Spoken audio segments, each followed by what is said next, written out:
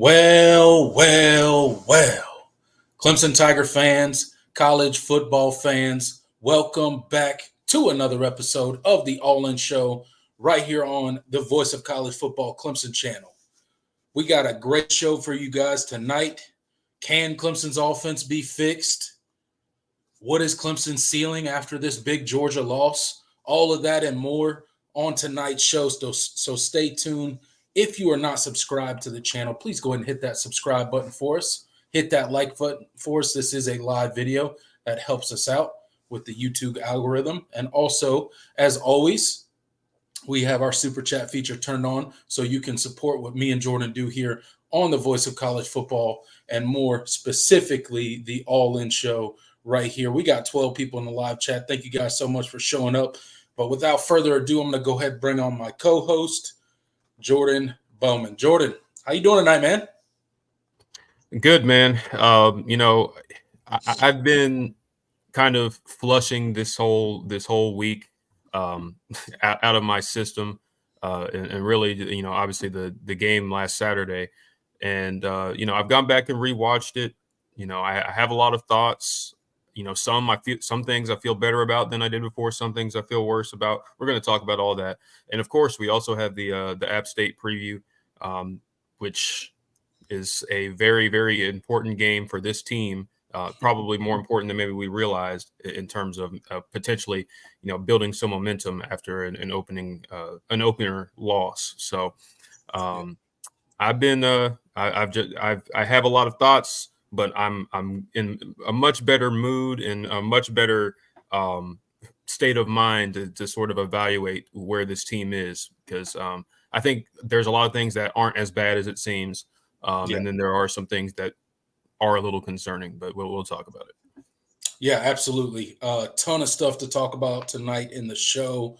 A ton of questions to answer about Clemson football. There has been much college football media done about Clemson since this loss to Georgia and what's wrong with the program and what is going on. Is Dabo the problem? So on and so forth. And everybody's giving their take on Clemson, and we will tonight, and we will ask some pretty tough questions of ourselves as Clemson's fans tonight about what we truly think about the Clemson football program. So we'll get into that. Again, we'll get into the App State preview. It's going to be a jam-packed show. We're going to have a ton of fun tonight. And as always, at the end, we will turn the show over to the comment section. So hang out with us, guys. Make sure you're commenting in the comment section. We'll star the ones as we go, and then we'll get to as many at the end of the show as we possibly can. Before we jump right into the show tonight, let's give a shout out to the comment section. We got Tiggs in the house. Thank you so much for being here. Really appreciate it. Jackson Johnson, the guy who just plugs everything we need in the chat for us at all times. Thank you so much for being here, and thank you so much for all that you do for the show behind the scenes. David's in here. Thank you so much for supporting the show. John is in here. Thank you for supporting the show. Jonathan Benton's in here. Thank you. Dabo Sweeney is in the chat. Oh, my God. So I didn't know. Dabo Sweeney knew about the All In Show right here on Clemson Football at the Voice of College Football. But welcome, Dabo. Wow. Thank you for tuning in. And stay tuned. We got a lot to say tonight. So wow, this is an honor, man. We've made it. We've made it, man. We made it. I didn't think it would get better than having Brian on the show and doing all that. We had Brian, we had Uncle Lou, and Uncle Lou. Man. But now we've got the man himself in the chat. Maybe we can get him on here for an interview one day. Hey, email us, Dabo. I'm just kidding. All right, Clemson football kickoff is on here. Thank you so much for tuning into the show. Appreciate it. Yes, that would be a Dabo. Clemson is spoiled. Yes, us Clemson fans. Tracking Dabo. Thank you. Let's see who else we got in here. John Sarian's in here, man. Thank you for being here. One of our moderators, one of our OGs since we've been doing this show. Thank you for showing up. Wheelman is in here. Let's see. Trying to get through everybody. Trying not to miss anybody. Dogs. Rolling Loud is in here. Thanks for showing up, buddy. Appreciate you, man. Good luck to your dogs the rest of the way. Will, our resident Notre Dame fan, he's been on the show as well. Go check out Will and his channel. He's got some great stuff over there. Steel Gamble. And I think I hit Wet Sox. All right. I think I hit it kind of makes me shudder a little bit where Wet Sox. Wet Sox. Yeah, I don't know what's up with that screen name, but that's uncomfortable. But yeah, that combined with his profile. That's always a bad day when your socks get wet, So shout out to everyone in the comment section. We got 26 people in here. It's going to be a jam-packed show, guys, so we really need to hop into it and get started. But I encourage you guys, use the super chat feature, support the show, hit that like button, and subscribe if you have not already. And as always, at the end of the show, we will get to the comment section and let you guys drive the show at the end. Jordan, the first topic we are going to talk about tonight, there's been a lot of things posted in the media, sports media, YouTubers, comment sections, message boards, everything in between about what is Clemson's outlook on the season now that they came out against the number one team in the country and just laid an egg and got blown off the field, specifically in that second half. A lot of people's ceilings, a lot of people's thoughts on Clemson has changed. So what is Clemson's ceiling going forward now that we've seen them in a game? We know it was a non-conference game. It doesn't really mean anything as far as what Clemson has ahead, but it certainly is an indication for where this football team is when it comes to the best of what college football has to offer. So to you, Jordan, what is Clemson's ceiling going forward now? Yeah, I don't think there's really anything about the game on Saturday that changes, what this team's ceiling was. At least for me, I never consider this team like a national championship caliber team. Like that was not my expectation. The reality is that Georgia loss does not affect any of your goals, other than winning the opener. The one, the program has a list of goals they try to accomplish every single year. And the first one is winning the opener. Well, you failed that one, but everything else is still on the table. You can win the closer, you can win the league. You can't win the division because there are no divisions, but go to Charlotte, all that.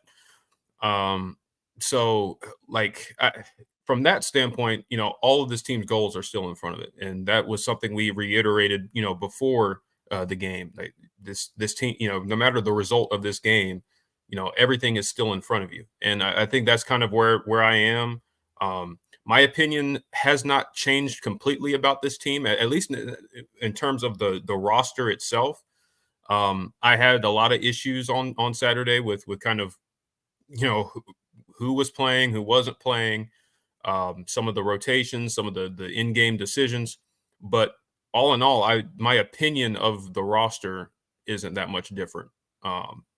So, I think from a ceiling standpoint, I still think all their goals are still ahead of them and on the table. I think this team can still win the ACC championship. I think this team can make the playoff, all those things. Now, what they do if they get to a playoff, that's a different conversation.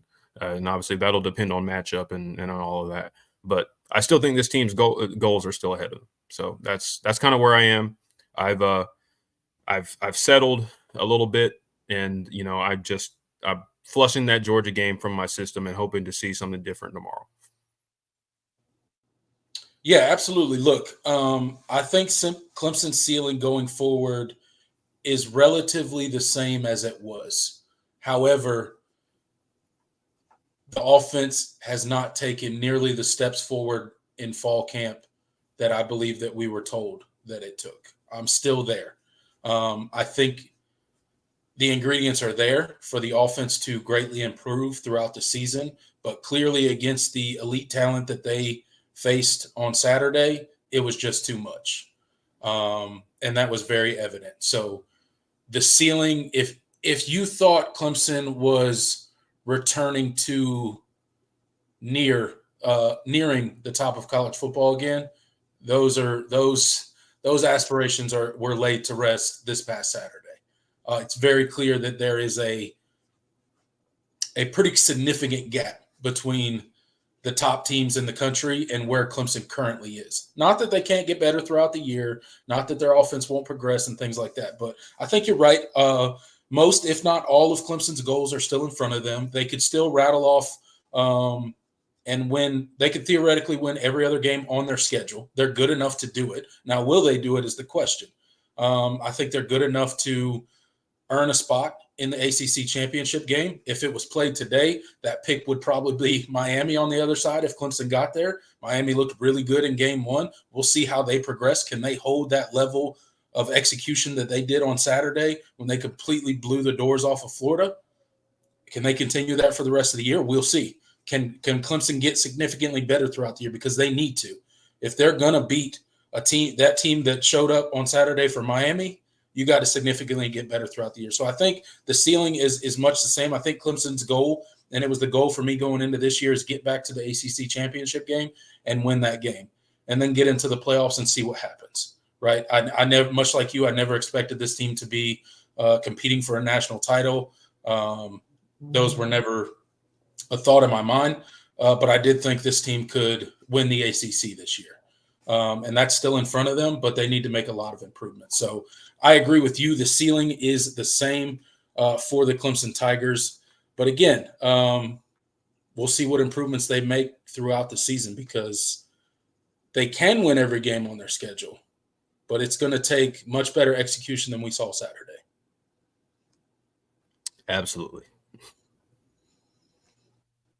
All right, guys, we got 30 people in the live chat right now. Thank you so much for being in here. Make sure you guys are hitting that like button while you're in here. Please help us out with that. If you're not subscribed, consider subscribing.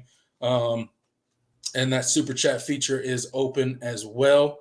I want to turn your guys' attention to Clemson Live, streaming now on all your favorite audio platforms where you get your podcast. All of our long-form shows, the shows that we do right here, the breakdowns of the games that we do, all the videos that are posted in between are now on Spotify, on Apple, on all those platforms that you get your podcast on. So go ahead and be sure to give us a listen, rate, review over there. It would be greatly appreciated. All the other channels are streaming on all the audio platforms as well. So the main channel with Mark and a lot of all of the other team channels as well. So check us out there, support there as well. And sometimes people find it a little bit easier to listen to those podcast style instead of coming here on YouTube and listening here. So appreciate your guys' support there.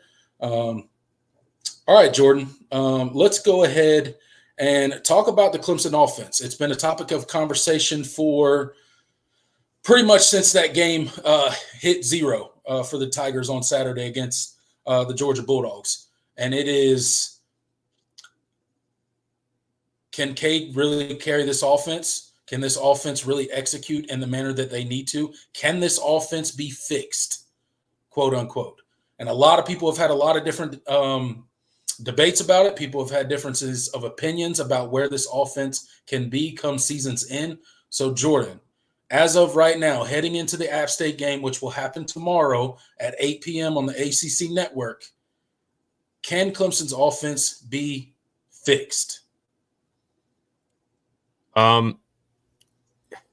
Fixed? I think, yeah. I mean, I don't think when we talk about the Clemson offense, I don't think there's something like fundamentally broken, like schematically. Like I know Garrett Riley has taken a lot of heat, and I had some issues with some of the decisions that he made on Saturday. I don't think the scheme is bad, so I want to say that first and foremost. Like I don't think there's necessarily anything wrong with what they're running.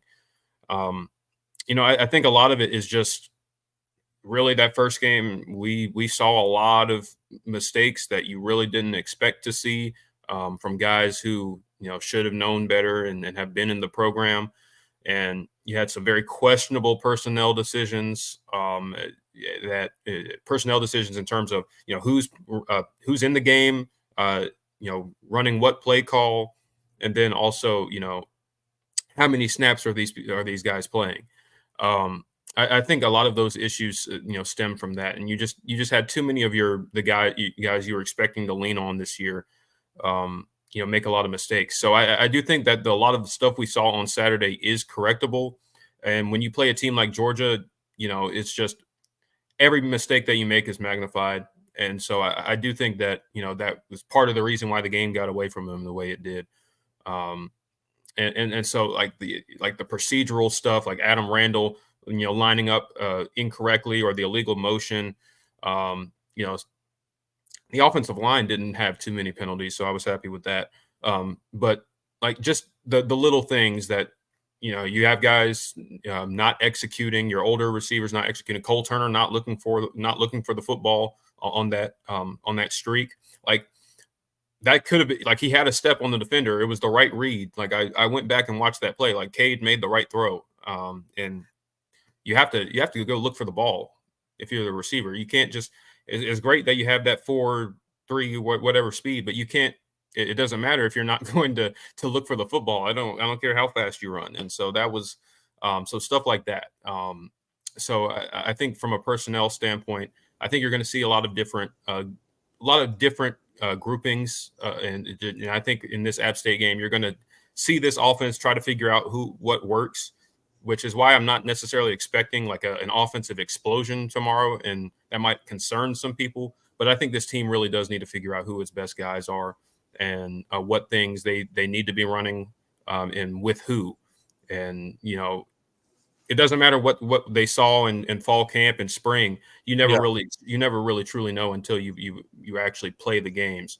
And I think there were guys that were playing way too much that shouldn't have been, and guys that didn't play enough. And I'm sure you totally agree. So I think from that standpoint, yes, the offense can be fixed. I think the reality is from a Cade Klubnik standpoint, is it's clear he's not the quarterback yet that's going to be able to just put a Band-Aid over those issues, and just make things happen and make the guys around him better. That's not where he is. Right.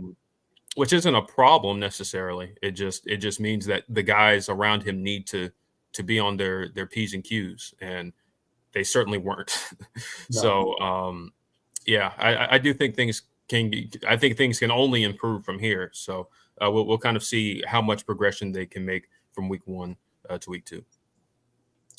Yeah, absolutely. And that is the question. What is Clemson's offense going to look like week 2 versus App State? Because for a lot of that game against Georgia, they looked completely inept. And there was, going back and watching it, and we'll get more into it as we give our final thoughts on the UGA game coming up here in a minute, but it was really a lot of different reasons, right? You talk about the procedural penalties, specifically on the wide receivers early, that pretty much killed 2 different drives for Clemson because of penalties. You talked about Cole Turner and various receivers dropping balls.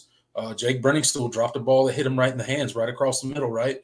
Cole Turner has pretty much a go route right up the sideline where he had like 2 steps on his DB. He was stacked up. I mean, if the ball's thrown correctly and he keeps running, that could be a touchdown. At a minimum, it's a huge gain, right?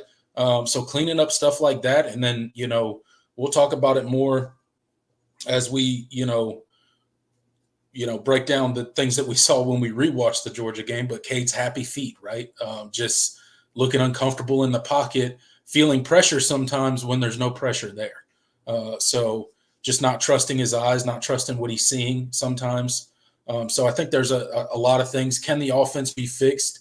I didn't like some of the play calling from Saturday. Again, I'm not an X's and O's guy. I'm not a guy, I'm not claiming to know any more about football than Garrett Riley and Dabo Swinney and the rest of that offensive staff. They could run circles around me when talking about football and schemes and all that kind of stuff. But when you watch enough football, you just know what you're looking at. And I think the way that we attack that Georgia defense a lot of times put us at a disadvantage. So can some of that be cleaned up? Absolutely. I think one of the big things, and you kind of hit on it and mentioned it, is figuring out your personnel groupings, right? Figuring out getting your best players on the field and then drawing up plays to get your playmakers the ball. Just get your playmakers the ball and let the cards fall where they may. Get Antonio Williams the ball. And I know we did on Saturday. Get TJ Moore in there. Get him involved. Get Brian Wesco involved in there. Tyler Brown. Why is he not being targeted way more, right? We need to see more of him. We need to see more guys like that. These playmakers have got to touch the ball. However you got to make that happen as far as schematically, make it happen. Just get them the ball in open space and let them do what they do, right? So I think that's some big things that can be done as far as getting Clemson's offense fixed. Again, you're not – I heard some fans and some people talking about, well, it's time to throw this offense away and go back to the drawing board. Well, unfortunately, guess what? It's week 2 of the college football season. That can't happen till at least spring, if Clemson even decided to do that. You can't change an offense completely in the middle of the season. That's not how it works. You can tweak. You can make adjustments. You can change some scheme. But you cannot overhaul an offense midseason. It's not possible. So they have to work with what they got. They have to figure out how to get their playmakers the ball. And, just gain some confidence, gain some momentum, make the offense everything for so long for Clemson. Everything has looked difficult for Clemson's offense. And it looked the same on Saturday. Everything looks hard. Everything looks difficult. Nothing runs smoothly. Nothing runs. It's always a procedural penalty or pressure up the middle or a bad throw or a drop or, whatever, a bunch of different reasons. So cleaning up some of the execution, getting your playmakers the ball, I think are some of the big things that we can realistically hope that will happen as the season moves on, and especially week 2 against App State. We need to definitely see some of that happen. Yeah, I'm with you, and so we're going to see. We're going to learn a lot about how this team and what kind of the plan is moving forward. I mean, they've talked about it during the week, and Dabo himself acknowledged that they did not do a good job of getting their best players the ball. Yeah. And I think that's something that we're going to see, and there's going to be a shakeup in terms of the rotation, especially at wide receiver. So we'll see. I do think you have your 5 best guys on the offensive line.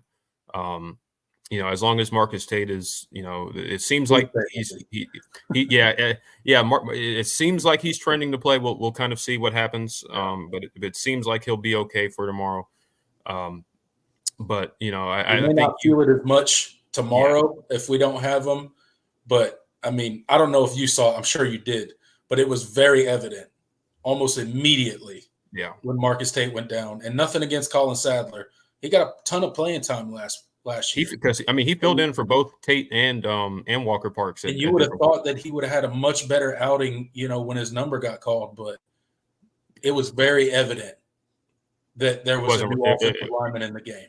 Yeah, he wasn't ready for the moment.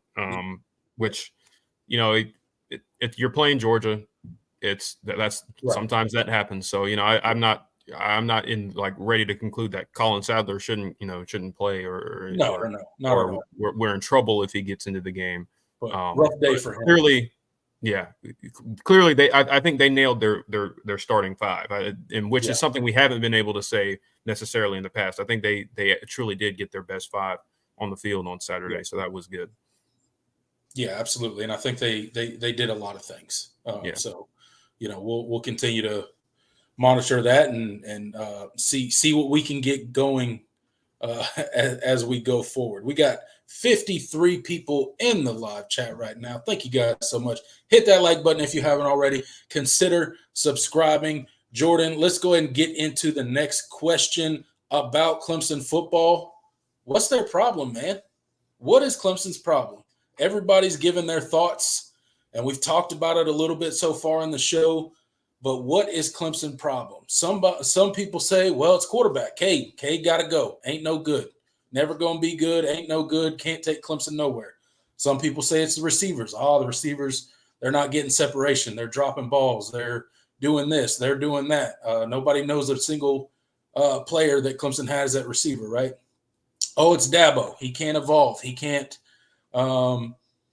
he's not evolving to what the new version of college football is with transfer portal and NIL and all this stuff. He can't adapt. It's the portal that Clemson. All Clemson's got to do is go take 2 or 3 dudes out of the portal, and they'd be just fine. They would have beat Georgia, right? Uh, that's not what people are saying, but you get it. I'm being a little hyperbolic there. Tyler Grisham, wide receiver coach, got to go. Had enough time, not developing the wide receivers. They don't look like they need to look. Tyler Grisham got to go. It's the OL. They're not giving Cade enough time. They're not creating enough running lanes. What is Clemson's problem according to Jordan? Well, I mean, you went through a lot of them. I don't think there's any one thing. I think with Clemson, I mean, there is a confluence of factors here. I mean, we could really do a whole show on this, but in some things we don't truly know yet because again, they've only played one football game. So Correct. I don't want to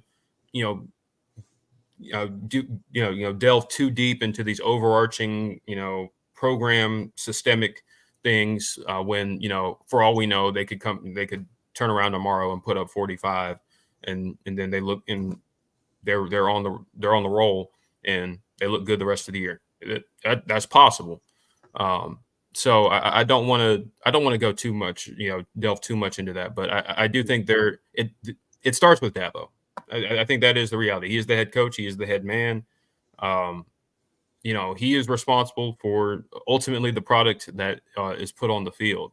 So, I mean, it definitely starts with him. And so whatever, deficiency there is, it starts with him at any given, thing that we could talk about, whether it's, the position coaches, his coordinators, the responsibility of who gets, the responsibility of like who decides the rotations and the personnel, all that, like all of that is, goes through Dabo, the game plan, all of that. And then that's, beyond the stuff about the transfer portal and all of that. So, I mean, I think it starts with him. And then I think you have to, dig really deep and there are a lot of different issues and it's hard to determine which one is, causing the other. It's kind of like a chicken or the egg type of thing. It's like, man, the receivers don't look good. The receivers didn't look great and they're making a lot of mistakes, but, and so is Tyler Grisham not developing them or is Tyler Grisham doing the right thing and the receiver, we just recruited wrong and we had a poor evaluation. So, and then you could talk about, man, Cade, he didn't really look that much better on Saturday.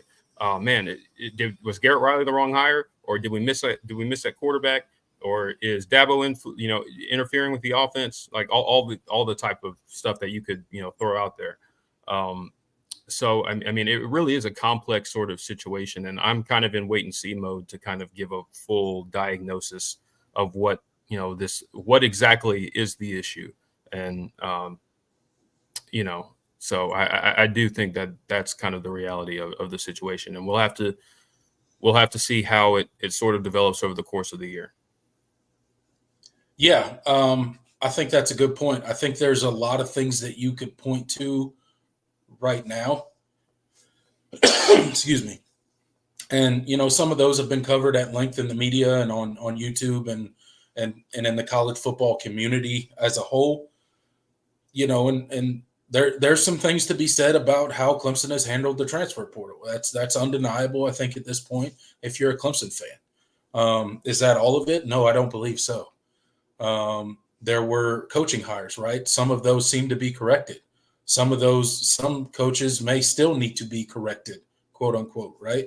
I don't like calling for people's jobs or anything like that. And you're right. It's still very early in the season. This is game 1.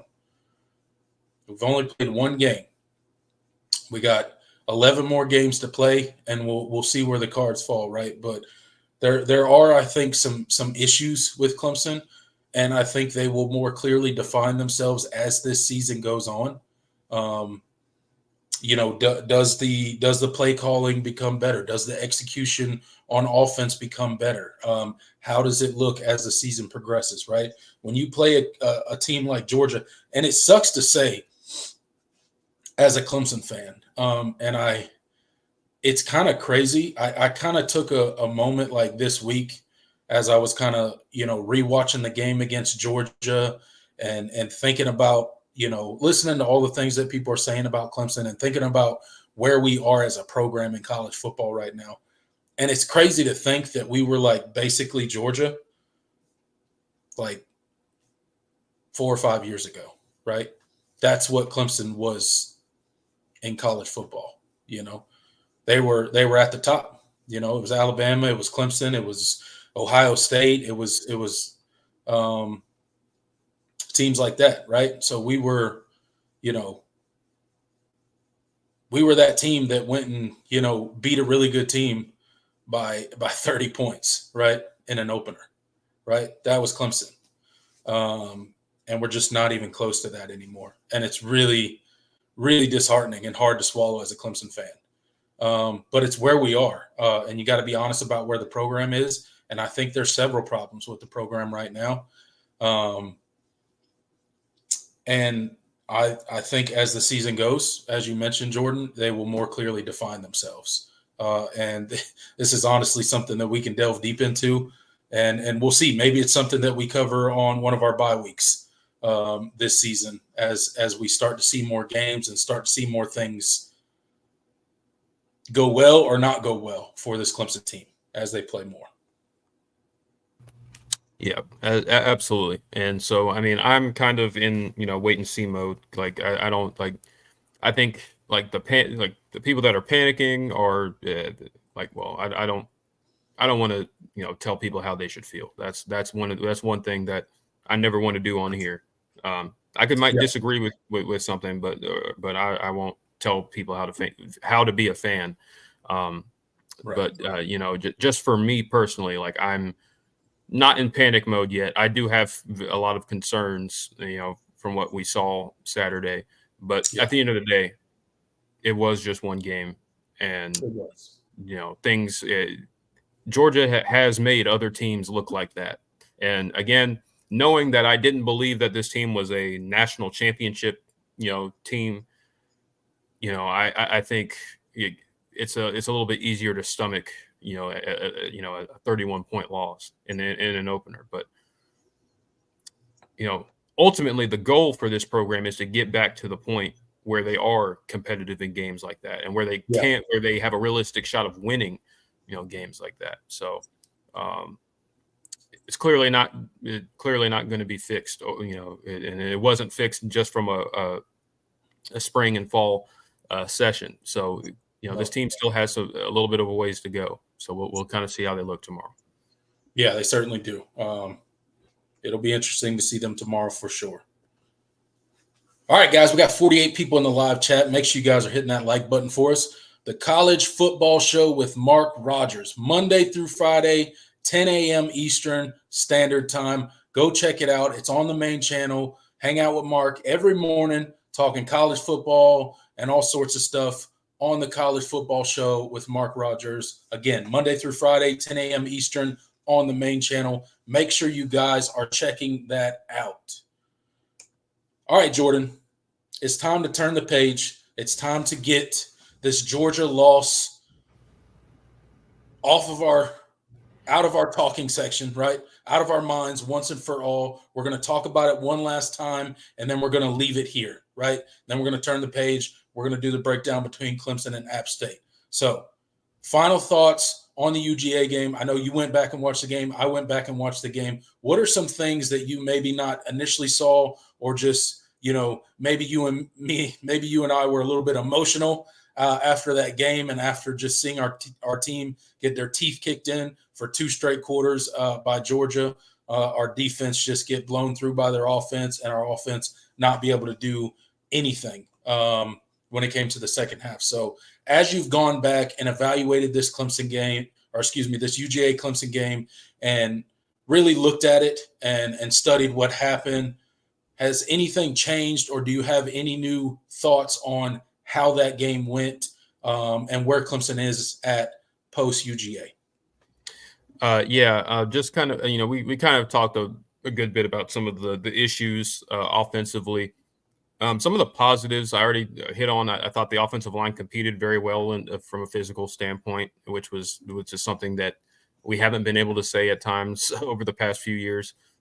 So do think they got the best 5 out there, and hope as long as they stay healthy. Do still have questions about the depth, of course. I do want. There are a couple of guys that I thought flashed at times, and not necessarily with the ball in their hands, but I did see some looks and some formations that I thought Clemson had some success with, that I like to see going forward. I thought they did. So when I saw guys, when I saw like 2 tight end sets, I thought there were some things that they did where they got really creative with. And like with like Jake Brenningstool or Olsen Pat Henry out there, who I think, Olsen Pat Henry in particular, I think he needs to play more. I think he was the best blocker of any of anybody, any non-offensive lineman on Saturday. I saw him blocking his ass off. He was.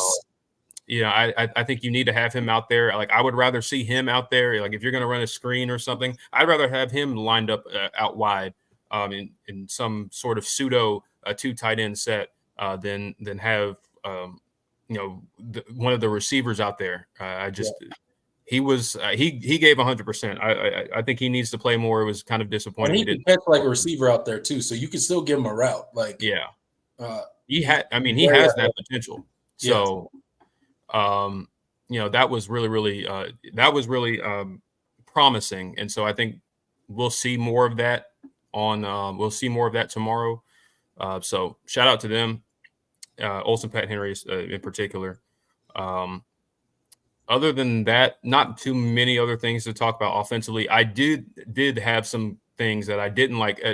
We kind of gave the defense a pass on Saturday for a lot of things. We didn't really delve into some of the things that they did not do well. And so I first and foremost, I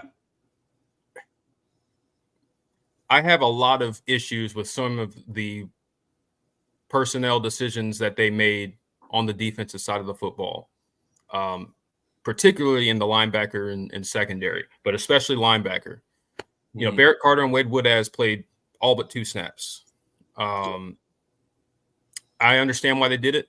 Those are your leaders. Those are your guys, and they're both really, really good football players. Mm-hmm. I don't understand why. I don't understand why you don't have Jamal Anderson out there, or Sammy Brown at all. Didn't get a snap. Yeah, and listen, I don't like dunking on players, but when Kobe McLeod was out there, he played 2 snaps, and both of his snaps were really, really costly. And I think that was because, they were both in the second half, and that was at the point where Georgia was, they realized they weren't going to run through Clemson's defensive line. They just could not do it. They tried it all first half. It was not happening. And so they realized, okay, we have a lot of team speed in our skill positions. We have guys that can run. Dylan Bell, Arian Smith, some of London Humphreys was out there. He good player, really good player, and but. So they did a really good job of, giving their guys, giving their playmakers, the ball outside of the box, and on whether it was on jet sweeps or screens or what have it, and they realized that we really couldn't run east to west, and that was kind of my thing, is that when you're giving your 2 main linebackers so much run, and then you're not putting in guys that can match the speed and athleticism of Georgia's playmakers. Yeah. What are you going to do? Like, I like Kobe McLeod. So I want to say that I think he's a very instinctual football player. He is reminiscent of Clemson linebackers of old. Not the most physically impressive, and really not the fastest, but he is a smart football player, and I think that's the reason why they had him out there. But he's just, when you're playing a team like Georgia, who has a ton of guys that are just flat out gifted athletes, there's only so much being smart can do. Like, being a smart football player doesn't make you run a 4.5. No doubt. At the linebacker position, like, you can't coach that. And so, like, I don't know why you didn't always put your best athletes out there to match a team that was beating you with their athletes. Yeah. And so I did not understand why Jamal Anderson didn't play at all. It's like, especially with he had a tremendous spring. I think things kind of quieted on him in fall camp, and that maybe that's why he didn't play. And maybe maybe he still has a ways to go as far as learning the scheme. Yeah. But man, he can run. Like he's a very gifted athlete, and you needed more of that in your second level, and you just didn't have it, and you didn't put guys in. And they're already getting tired. They're already on the field a ton, and you're not rotating. That was upsetting to me, and it was. I didn't really talk about it much last Saturday, but going back on the rewatch, it's like, man, they beat up the speed. That perimeter speed is what they went to. Mm-hmm. And so that was my biggest gripe defensively. And even your starters, Wade Woodaz and Barrett Carter, I thought they were both they had mixed performances. I thought Wade, he kind of got exposed a little bit later in the game. Barrett Carter, man, you gotta finish tackles. There were too many. Like, this is the second year in a row where you're not the second season opener in a row where you're not finishing tackles, and that's kind of concerning as a fourth year player. So you got to be more physical.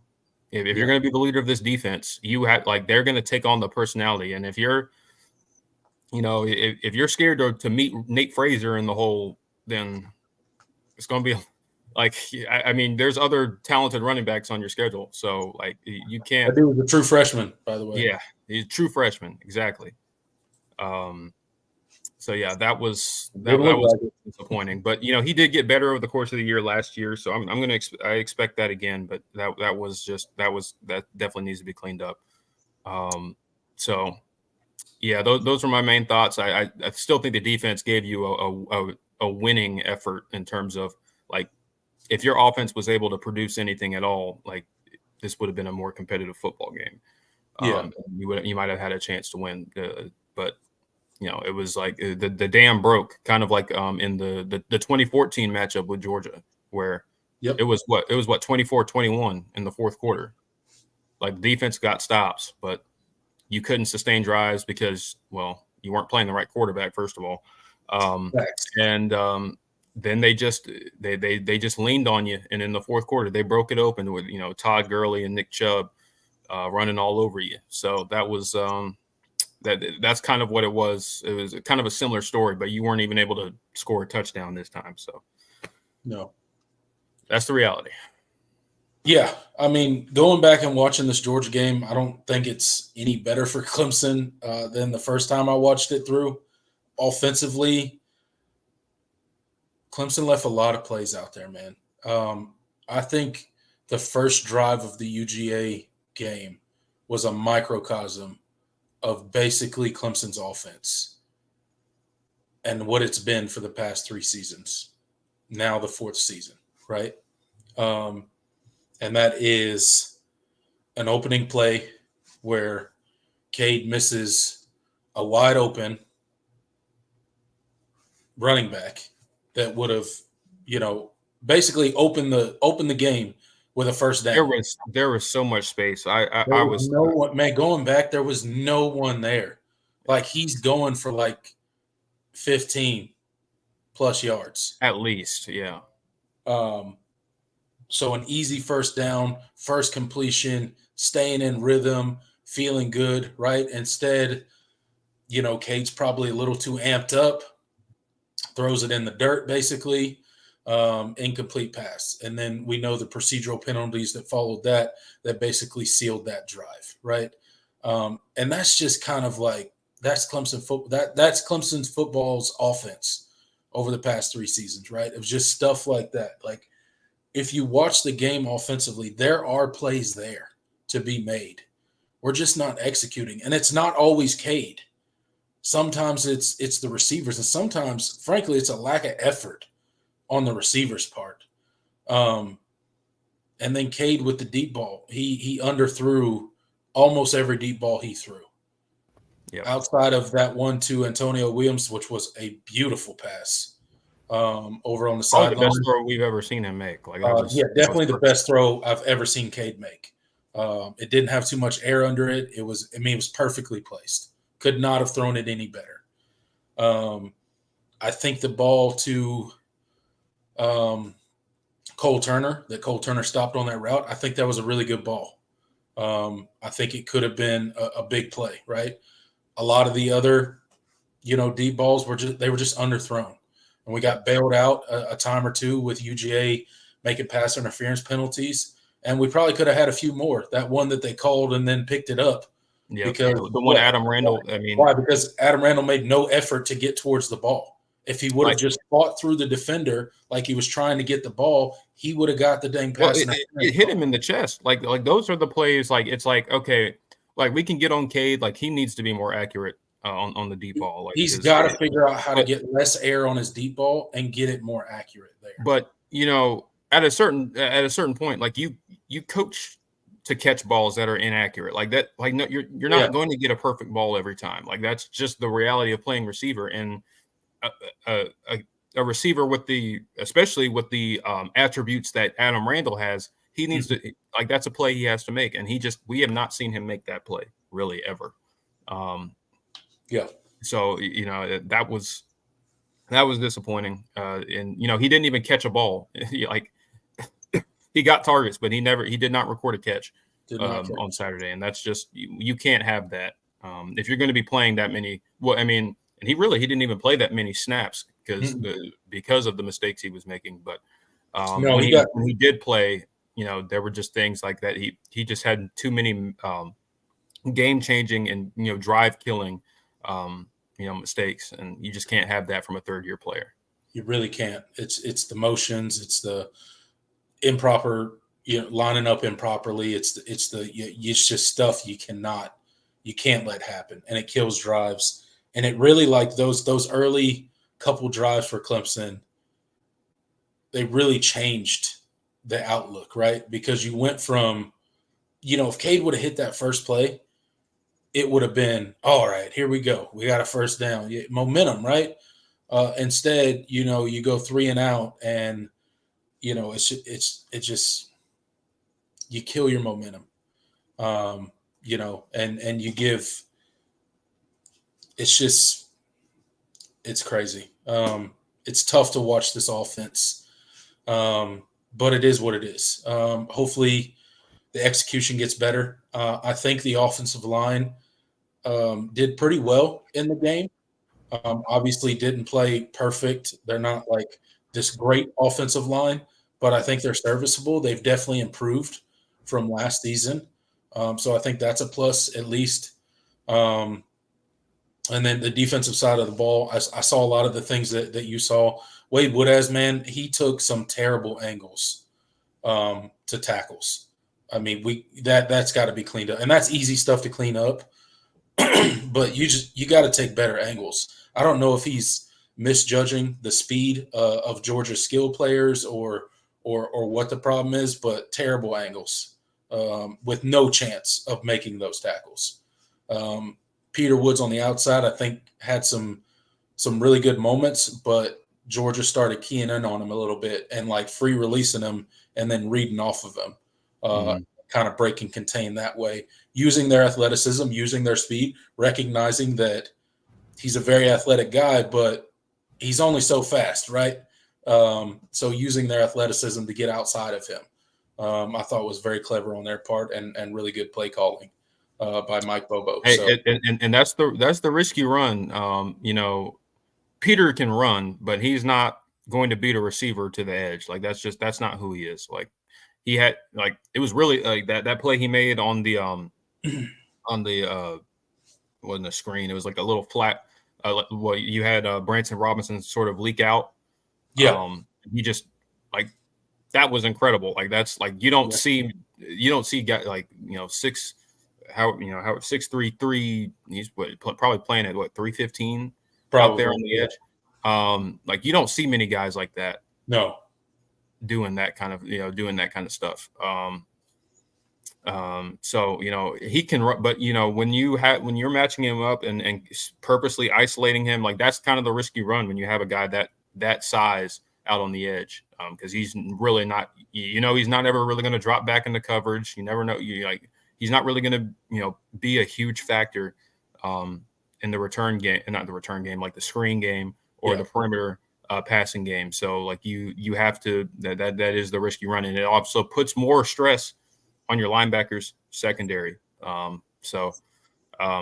Again, I thought he had a good game. So like, don't get me wrong, but that's one of the drawbacks of making that decision. So no, I wasn't picking on him. I was just saying, I was more pointing out, see the adjustments that Georgia's offense made in game. They recognize that, hey, we can't go straight at that dude. He's going to kill us every time, right?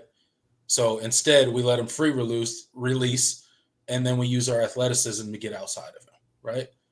That's just smart play calling, right? No, I'm not saying anything bad against Peter Woods. He had a really good game, and he's going to be really good at that position.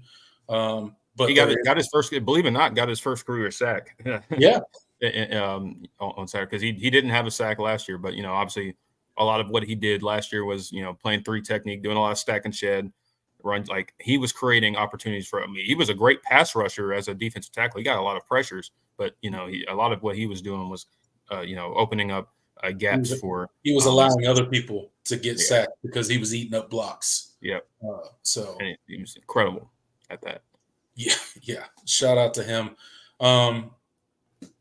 Outside of that, it was good to see Jaden Lucas get through a game. I think obviously he didn't play perfect. He made mistakes. Everybody saw him. But overall, I think it was, okay. And, he'll improve throughout the season. Avion Terrell, I think, played really well. Good in open field tackling. Definitely a willing tackler. Throws his body around. Khalil Barnes, I think, struggled a bit in this opener. But again, I got no worries going forward for him. I think it was just he had a couple tough moments in this game. But, I mean, that dude's the real deal. I think he proved who he was last season. And he just had a couple tough moments this game. I have no doubt that he'll bounce back and play really well. Yeah, he was just it kind of seemed like it was too much at times. Like he did look lost, especially in some of the run fits and stuff, and kind of his response. He kind of got turned around a lot. Yeah. So and I think that was kind of a thing that Georgia kind of realized, and they did pick on him a little bit. You mentioned the corners. Yeah, for Avion Terrell and Jaden Lucas, they played the majority of the snaps at field and boundary corner. Yeah. Like the vast majority of snaps. Like I'm not sure that they came out. It didn't feel like they came out at all. And so, I think they had some, like, I thought Jaden Lucas, he had some big tackles. Obviously I thought he was also put in some tough situations. I think the goal line fade route to Colby Young. Yeah, it was tough, man. That he gave up. Like I that's kind of tough because he's already, shaded inside. Like the receiver has the leverage in that moment. And it was a good, smart play call. It probably wasn't even the original play design, but they realized that, okay, Clemson's not going to give him any sort of safety help. All right, cool. We'll just – he had no chance of covering. Carson Beck being a fourth-year player, he's like, okay, we're going to motion a guy in, and we're just going to make sure that is isolated, and he's going to have to go – like, he's going to have to make a play, but I trust my receiver to make the play. And that's the stuff – that's the kind of stuff that Clemson used to be able to do. So – I was kind of jealous at that moment. I know. So I'm not really I'm not overly concerned about the defense, but there were some things they definitely needed. Yeah, even with the offense not helping them, you still need to play better in certain. Yeah, absolutely. Look, the offense, we get it and we talk about it, but the offense not playing well at the end of the day has no bearing on how you play. Yeah. So. creating you have to be excited to play defense, as Dabo said. So. Absolutely. That creating that mental toughness, creating that ability to put your blinders on and go out there and do your job is of the utmost importance, right? Not allowing yourself to, play down because, well, the offense ain't gonna score anyway. It's true. However, still go out there and put the effort forth and all of that stuff that's necessary. And then I think overall that second half was just rough. And a lot of teaching points, a lot of stuff we've already talked about. But I got little concern of the defense going forward. They'll make the proper adjustments they need to. They'll get some stuff shored up. They'll make the adjustments that they need to. I think Wes Goodwin has proved that he has the ability to do that. And yeah, I think we'll be fine on that side of the ball going forward. The big question marks is, how much improvement can this offense do going forward? How much of that was Georgia's defense is just ridiculous, and how much of that is, well, this Clemson offense is the same as we've always seen, at least for the past few seasons. We'll find out. Yes, we will.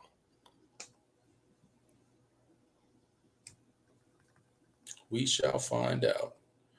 All right, everybody. We got 49 people in the live chat right now. Thank you guys so much for being here. Thank you so much for chopping it up with us in the show. Get into the comment section. At the end of the show, me and Jordan will turn it over to you guys, the fans of the show, the supporters of the show, the people that make this show what it is. We will turn it over to you guys and read and respond to your comments for as long as we possibly can before we got to get out of here.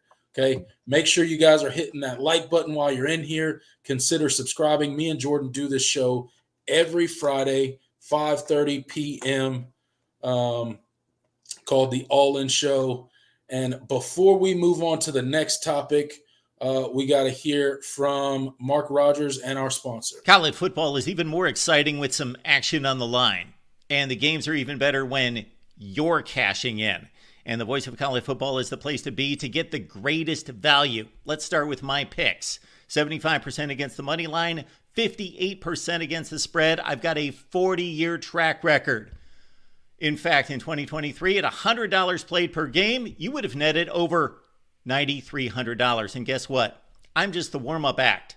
Steve Merrill, our ace in the hole, show stopper from Wager Talk. 6 years with the Voice of College Football, over 30 years in the industry. Steve gives us analysis on all the big games, but you can't miss Steve's weekly under-the-radar pick, which went 21-5 against the spread the last 2 seasons. I repeat, 21-5 against the spread. You also get picks from some of our top analysts here at the Voice of College Football, including Steve Dace and Matt Zemek.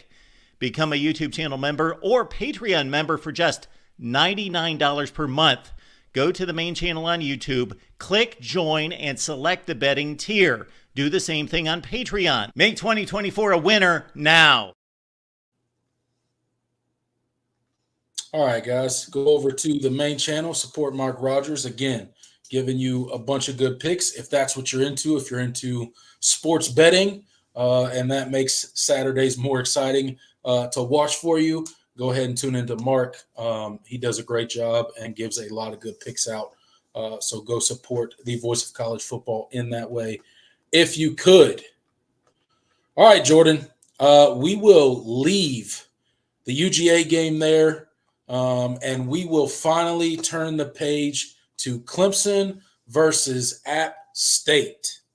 This Saturday, 8 p.m., ACC Network. A night game in the Valley to kick off the season, home opener for the Clemson Tigers. It's going to be a really great atmosphere. Anytime there's a night game in the Valley, it's always a great atmosphere. App State, Group of 5 team, yes, but a very well-respected Group of 5 team, a Group of 5 team that has a history of coming in to hostile environments and giving people a game and sometimes getting out of those games with an overall win.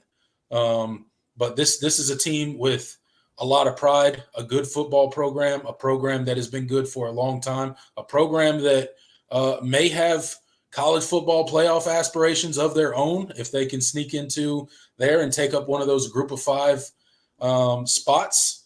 We shall see. Had a good outing. They played East Tennessee State last week, kind of blew them out 38-10. Offense kind of feasted. I think over 300 yards passing for Joey Aguilar, their quarterback. Had a pretty good day, 2 touchdowns. They rushed the ball really well as well. 32 attempts for 174 yards, 5.4 yards a carry. Big day for their receiver, Keaton Robinson, 8 receptions for 103 yards. So obviously a guy to watch there.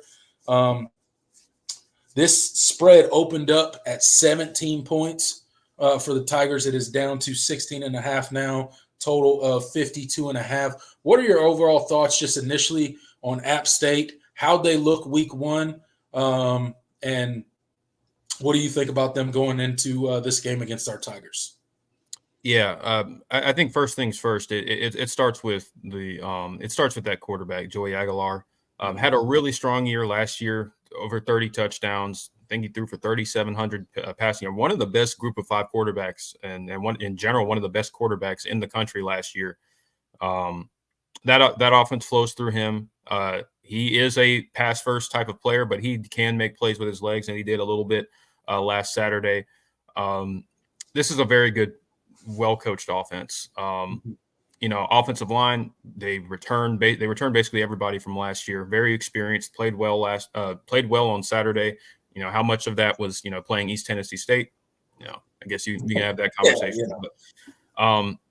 But watching them, kind of the box score against East Tennessee State can be a little bit deceiving. But I really think that they are going to pass a lot. I really don't expect them to run well, despite running well against East Tennessee State. It's a little different animal against front 4. Well, yeah, that, and also I think their traditional run game, if you watch that game, it really wasn't working. Like their longest run was a jet sweep from Mekhi Jackson, one of their receivers. That was their longest run of the day.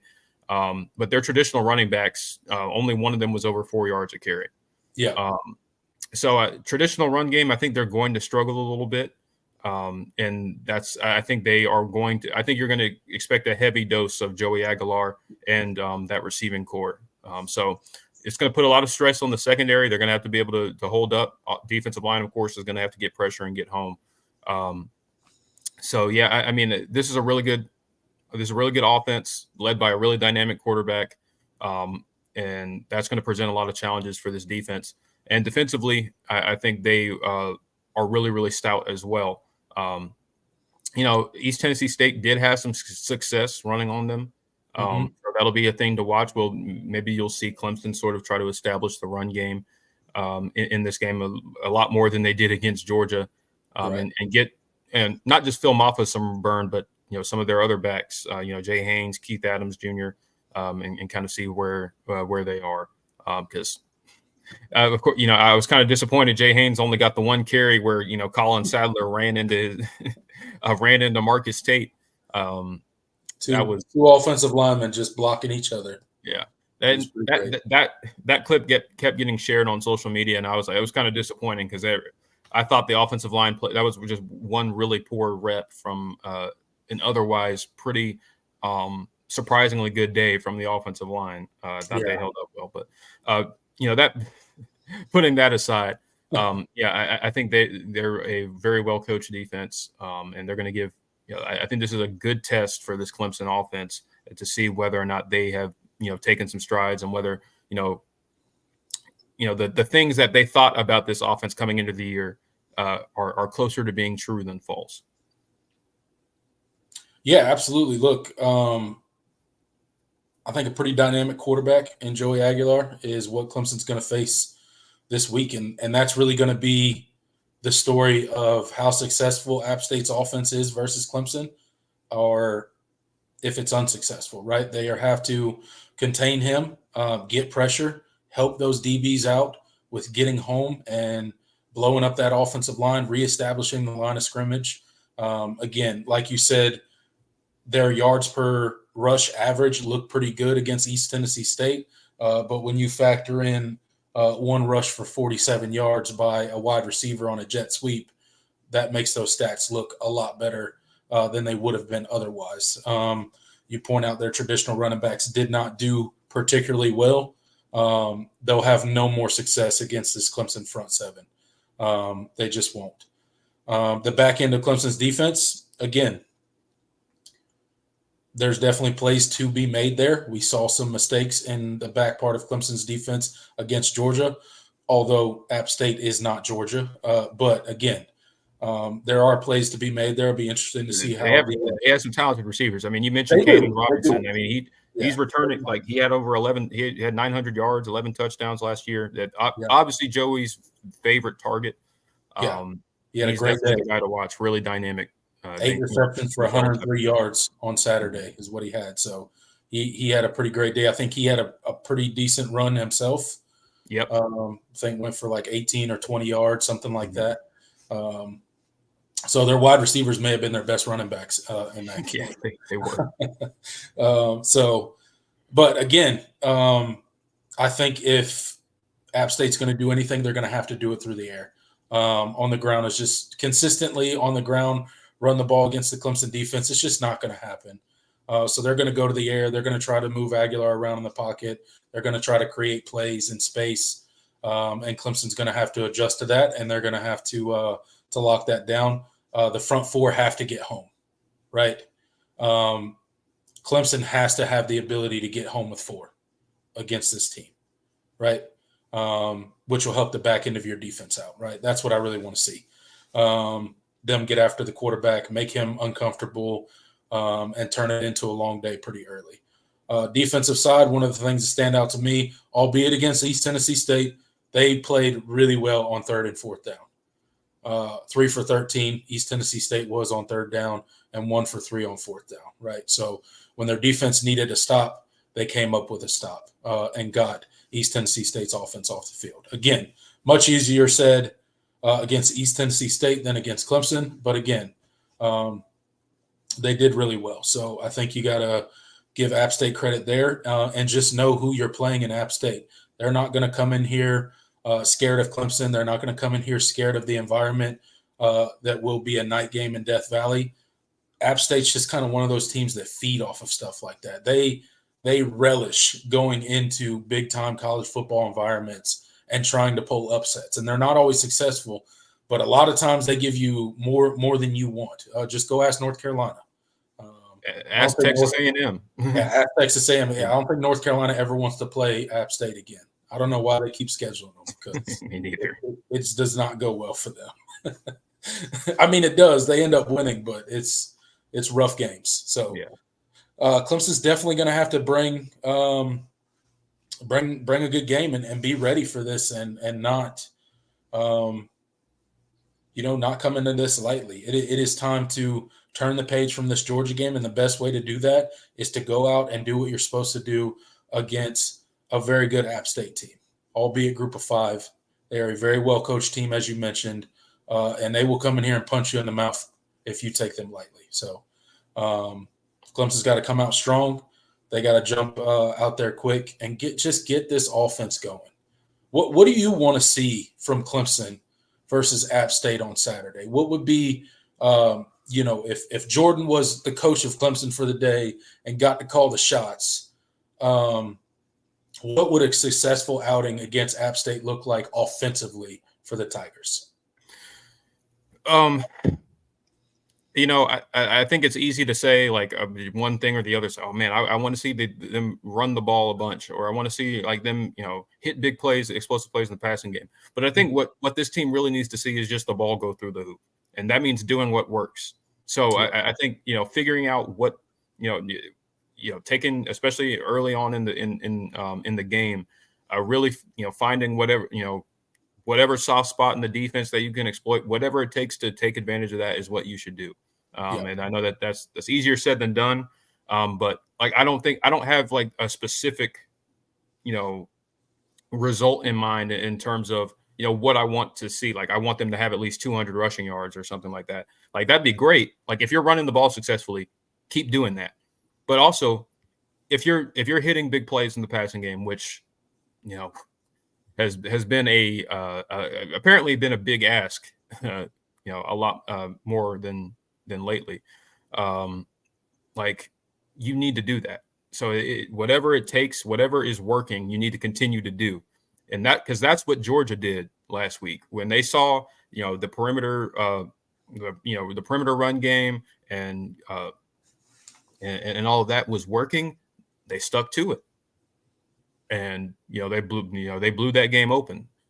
So I think, and that's what good play callers do. Like, I don't think, like, when play callers say they want to be balanced, it doesn't mean, okay, we want to have 150 or 200 passing yards and 200 rushing yards. Like, that's great, but that's not what they mean by balance. They want to be able to, that means we want to be able to do whatever we need to do whenever we need to do it. So if it means throwing the ball 40 times in a game, like, we'll do that. But if it means running the ball 40 times in a game, we'll do that. Whatever is working, we're going to do, and we can do it. So that's kind of what I want to see, from this offense. So if they are having a ton of success running the football, just do that. Yeah. But if you are, but if like they are, begging you to hit big plays and you're hitting on them, then do that. Right. So it's a very that's kind of the reality. And I'm not. We'll see kind of where this App State defense is ultimately vulnerable. I do think that obviously running the ball has been successful for their opponents, not just this year but last year. But so I expect to see that. But if they are vulnerable in terms of their pass defense, then I would like to see them take advantage of it. So that's kind of the reality. So I don't have a specific result in mind from a statistic standpoint. I just want to see them do what works. Yeah. I think that makes a lot of sense. Me personally, I would love to see Clemson come out there and have a competent downfield passing game. But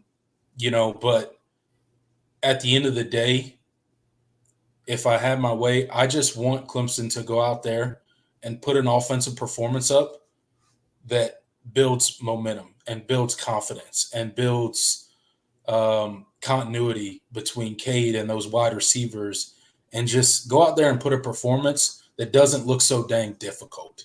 Go out there and put some drives together and show some tempo and show your ability to do different things, right? Get your skill players in open space and get them the ball. Yep. That's what I need to see from Clemson. I need to see them go out there and confidently execute a game plan and make it look like it's supposed to look. And yes, I want to see a downfield passing game. It would be awesome to see a downfield passing game and to see that improvement.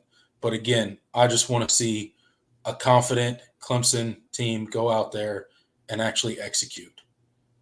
We haven't seen it in a long time, a very long time, at least consistently. So it's time to turn the page and forget about that Georgia loss and forget about all the stuff said about it. Again, at the end of the day, the offense is what it is right now.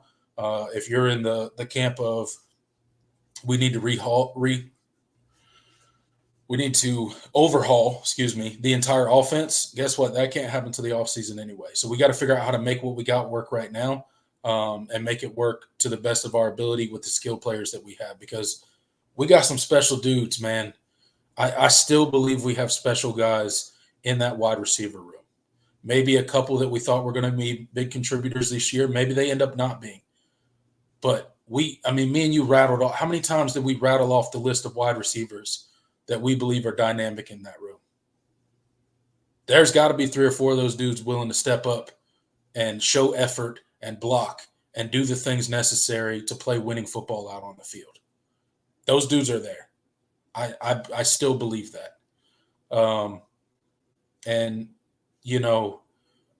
as many mistakes as Cade made on Saturday, he did show improvement. You have to you have to be honest and say he showed improvement. Last from year's last Cade year. might have had 3 turnovers Yeah, in that he game. showed improvement. He showed restraint.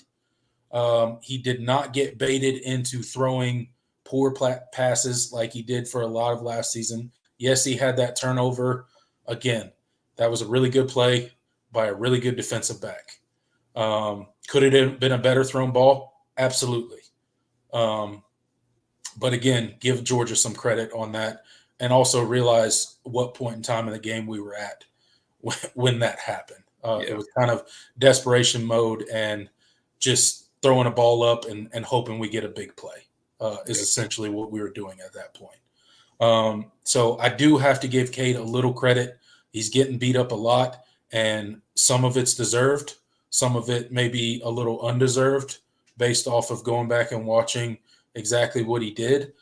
But he has improved. Does he have improvement yet to do? Absolutely. Is Cade ever going to be an elite quarterback in college? Probably not. Is he ever going to be a Heisman winner? Absolutely not. But can he be a serviceable quarterback for Clemson and manage their offense? I do think he can get there. Things got to be cleaned up, but things got to be cleaned up in the wide receiver room. They were not without fault on Saturday. So to see those two groups, Cade and those receivers, play cohesive on Saturday is really, I think, would go a long way for not only the team, but for Clemson fans as well, just to see those two position groups have a cohesive day and really get in a rhythm with each other. And then I need to see Phil Maffa eat a little bit. Yeah. You know, it's been a minute since we saw Phil eat. It was a long off season. And he didn't have much room in that Georgia game, let's be honest. So let Phil Maffa eat a little bit on Saturday. Give number 7 the ball and let him do what he does. Challenge that offensive line. Absolutely. And again, App State has shown that's a particular weakness. They did not defend the run very well against East Tennessee State.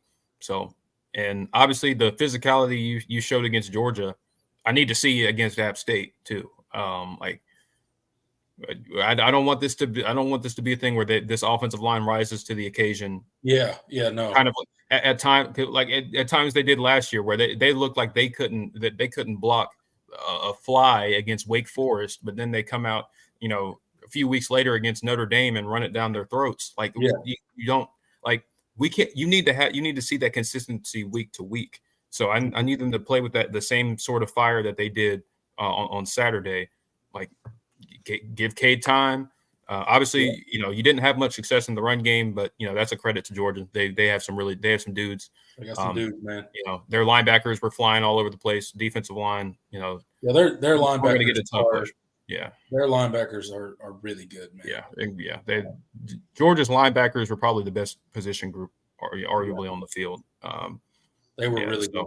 You're not facing a nearly, obviously, the very big step down in competition from that standpoint on Saturday. So I want to see that consistency and then play with that sort of physicality that they did on Saturday.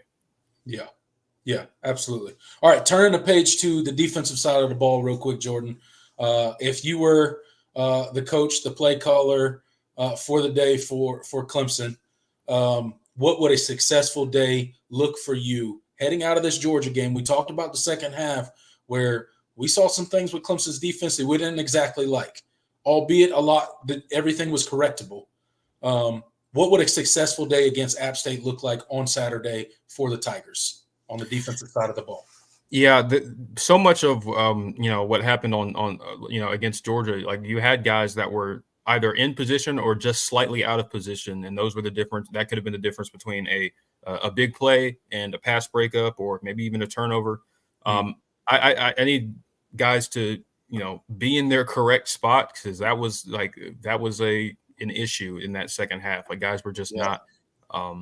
They were slow to get to they were slow to get to where they needed to be, and they didn't. And an even bigger thing, they didn't always finish as far as tackling is concerned. So I want to see that. Because App State, they certainly have some dynamic playmakers, especially in the receiver room, and obviously Joey Aguilar is going to get them the football.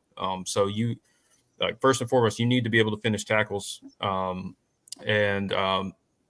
course, getting pressure is always and that's something I do want to see a little bit more of, because I thought Clemson did a really good job of stifling Georgia's interior run game.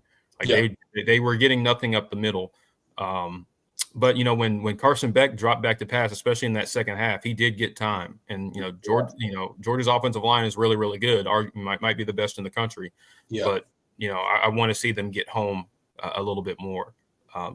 Because that is something we've seen from Clemson defenses kind of drop off under Wes Goodwin. They have not been like the tops in the country in sacks like they used to be. Like they still get a ton of pressures. They still get a good amount of tackles for loss, but they're never you're not seeing them finish as many sacks.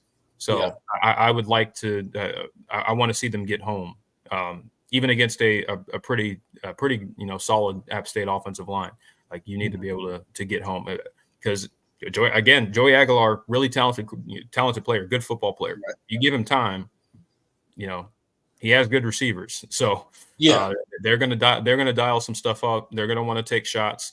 So you're gonna have to. It is gonna put a lot of stress on you, on all three levels. So I think that's kind of that's another big thing is getting more pressure than you did on Saturday.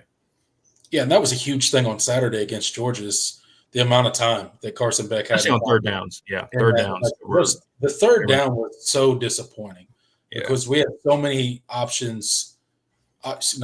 opportunities to get off the field, and we just couldn't. Man, we'd let him sit back there and just tear us apart. And obviously, Joey Aguilar is a good quarterback. He's not Carson Beck. Right. Carson Beck right now, the Heisman Trophy front runner right now. But he is a very good quarterback.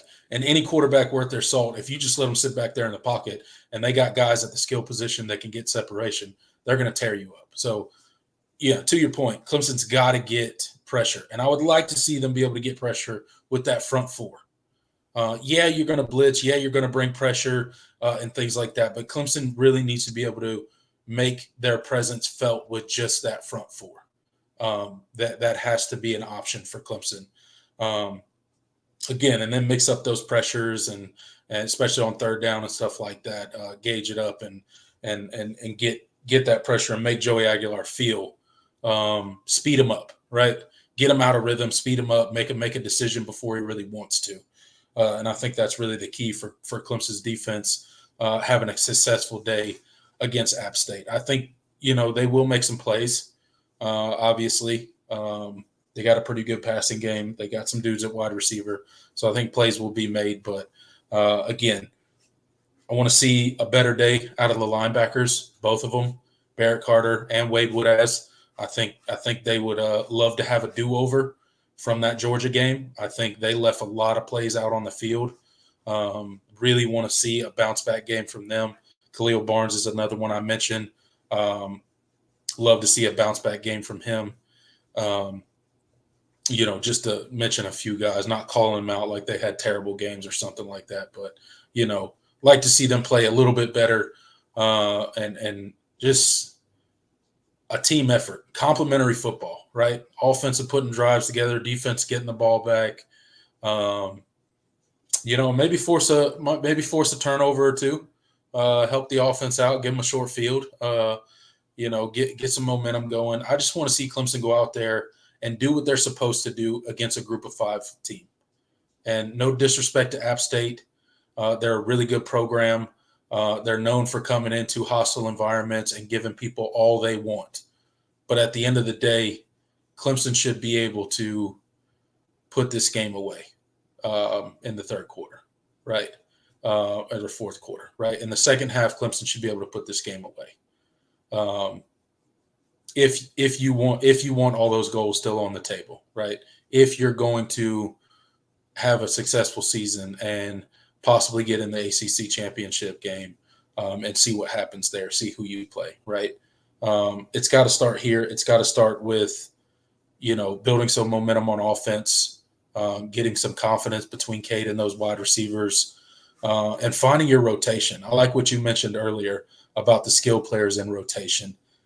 Our rotation was terrible against Georgia, especially when it comes to the skill players. We got to nail that down in this game. And that's one of the biggest things that you got to come away from this App State game with, okay, now we know what our rotation is supposed to look like at the skill position. And that'll pay dividends for you going forward throughout the season. Yep. This, like I said, this week is about finding your guys, because they thought they had the guys that they thought they had, at least against Georgia, that they didn't show up. So I mean, you gotta. And they got to get somebody else. They're going to do some reevaluating and you know, they're going to make some changes. So that's yet to do. We'll see. But that's something I definitely want to see, is seeing, you know, more of the depth chart this go around. Because if you do have, if you do have the talent that you say you do, then there's no reason to keep playing guys that aren't giving you what you need. So. Yeah, let's see it tomorrow. Absolutely. Let's see it. All right, Jordan, I think the time has come for us to pick against the spread here in a minute. Excuse me. We got 56 people in the live chat right now. Thank you guys so much for being here. Really do appreciate you guys stopping in. Get into the comment section. We got our pick against the spread and our score prediction coming up. And then we're going to turn the page and go to the comment section and see what you guys are talking about, chop it up with you guys for a little bit. And then we're going to head out of here and watch our Clemson Tigers kick off against App State tomorrow, actually, 8 p.m. on the ACC network. Again, support all the channels on the Voice of College Football, lots of team channels. Again, I mentioned before the College Football Show with Mark Rogers every Monday through Friday at 10 a.m. Eastern. The All-In Show, which you're watching right now, come support us. Every Friday, we'll be making an announcement about a change there. But Jordan, before we do that, let's go ahead and get into the pick against the spread, okay? So like I said before, this game against App State opened up as a 17-point Clemson opened up as a 17-point favorite, down to 16.5. The point total for the game is 52.5. So Jordan, who are you picking against the spread? And then are you over or under the 52.5 point total for the game? Oh man. Okay. So I've kind of gone back and forth on this one, because I did say I really don't expect an offensive explosion from this team. Like we're just gonna run it up on App State. I think they're good defensively, first of all, but second, this team is still trying to find itself offensively, and so I think that's going to mean you're going to have some drives. You're going to have some drives stall. But I definitely expect them to move the ball more successfully. I don't know if we'll see the big plays quite yet. I'm feeling sort of a 33-17, 33-16 type of game. I think Clemson will be definitively the better team, but I guess that would make App State a slight cover. Definitely taking the under. I think defensively. I think both teams are good enough defensively that they're going to get some stops. But I think Clemson is just, from a physicality and talent standpoint, is going to win out. Don't think it's going to be the prettiest win, but you'll see a little bit more from your skill guys. Maybe you establish the run a little bit more. As long as Cade takes care of the football, I think you'll be okay. But I'm feeling like 33-17. Yeah, that is my score. So maybe a slight App State cover, taking the under. Yeah, absolutely. I'm with you. I'm hitting that under 100%. I'm definitely under that 52.5. I don't think the game gets that high. I don't think App State's going to be able to put up, this huge point total, and I don't think Clemson is either. So for that reason, I'd be way under that 52.5. 16.5, I'm taking App State against the spread. I don't think Clemson covers that 16.5. I just don't look. Oh, is it 16.5 now? Well, okay. I said what was my score? That was still App State cover, right? 33-17? I think so. Okay. I was making sure I did that math right because I was thinking 17 for a second. Okay. Yeah. So 16 and a half. It opened up at 17. That's right. Yeah. They bet it's down to 16 and a half now. But I think App State covers that. I went with a score 31-17 Clemson. I see it somewhere around there. Again, I would like to think that Clemson just has this huge offensive explosion. But like you, I think there's going to be drives where we really struggle. There's probably going to be a 3-and-out or so in this game. But obviously I think Clemson gets it done, but they do not cover 31-17. Clemson wins by a couple touchdowns. I like it. And I think so. You and I kind of feel the same about this game. I mean, we definitely respect App State a ton as an opponent, and they're going to give Clemson some issues. So I don't expect a runaway performance. And this certainly is a game that if you make the same mistakes that you were making against Georgia, App State will beat you. They can cut. They absolutely are good enough to come in and beat you. That is a program that has that does not care about the environment, anything like that. That is, and they have good enough football players that they could absolutely beat you tomorrow if you don't play well. So with that being said, we'll see kind of where this team is mentally a lot tomorrow because again, very well coached football team, and you have some things that you're trying to figure out yourself. And so that is the reality. And we didn't really talk about it that much, but App State is very good. And they're one of the preseason favorites to have that group of 5 playoff spot for a reason. So that's kind of where we are. I think it's going to be a tough challenge, a nice challenge for them to get to work through some of their issues before the bye week. And one that and honestly, I think them having the bye week is after this game is kind of good in terms of this game specifically because their attention is 100% devoted to App State. Like there's no we're looking ahead sort of thing. This definitely isn't a look ahead spot. Like they know what challenges this App State team presents, and so I don't expect an upset tomorrow, but that.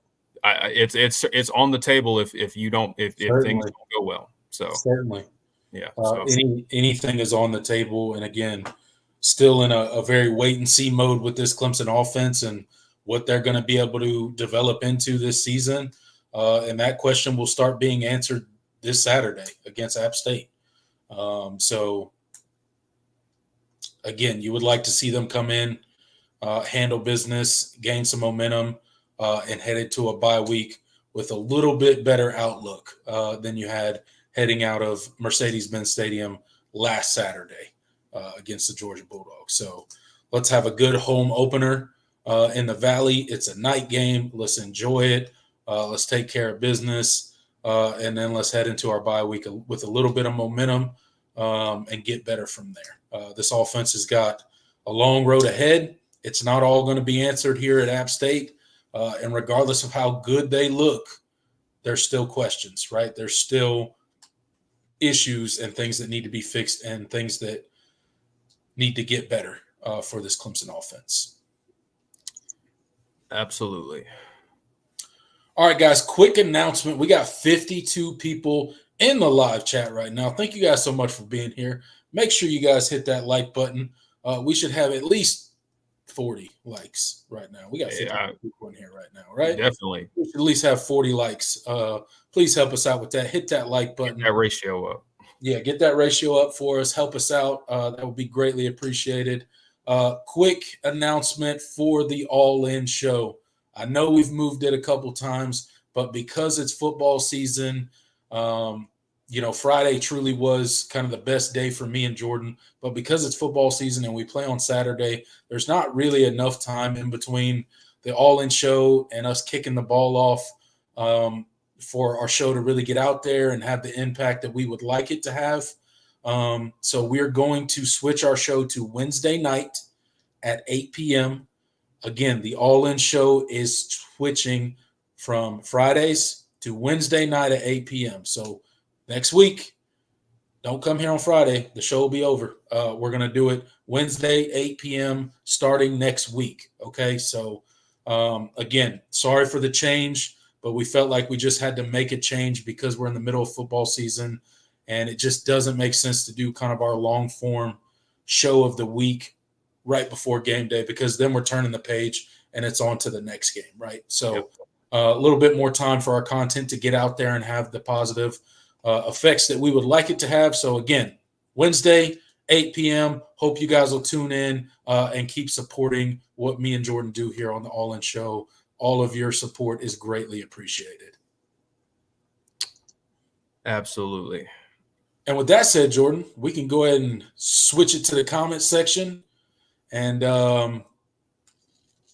see what the people are talking about. Let's do it. All right. I didn't star any, so I'm going to have to. I didn't either. Forgot to do it.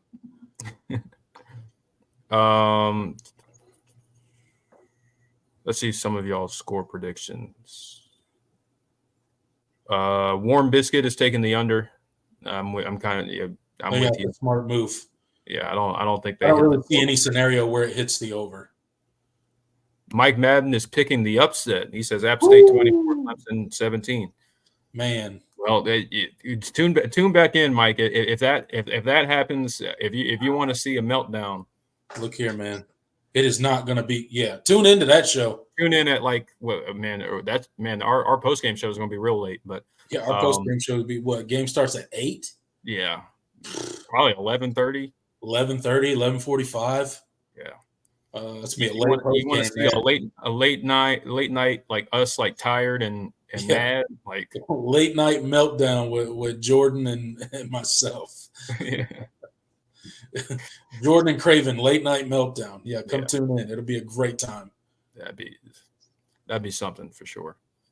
Jay's got a BYOG or so. Oh, does he have? He has one. Hold on, let me see. Yeah, I got it. Oh yeah, put it up. My BYOG or sell. Riley calls at least one trick play tomorrow. Well, that's a good one. I'm a sell. I don't think it does. Well, it does. Well, from things that I've been told in the past, when Clemson runs a trick play, that's usually it's typically a Dabo play call.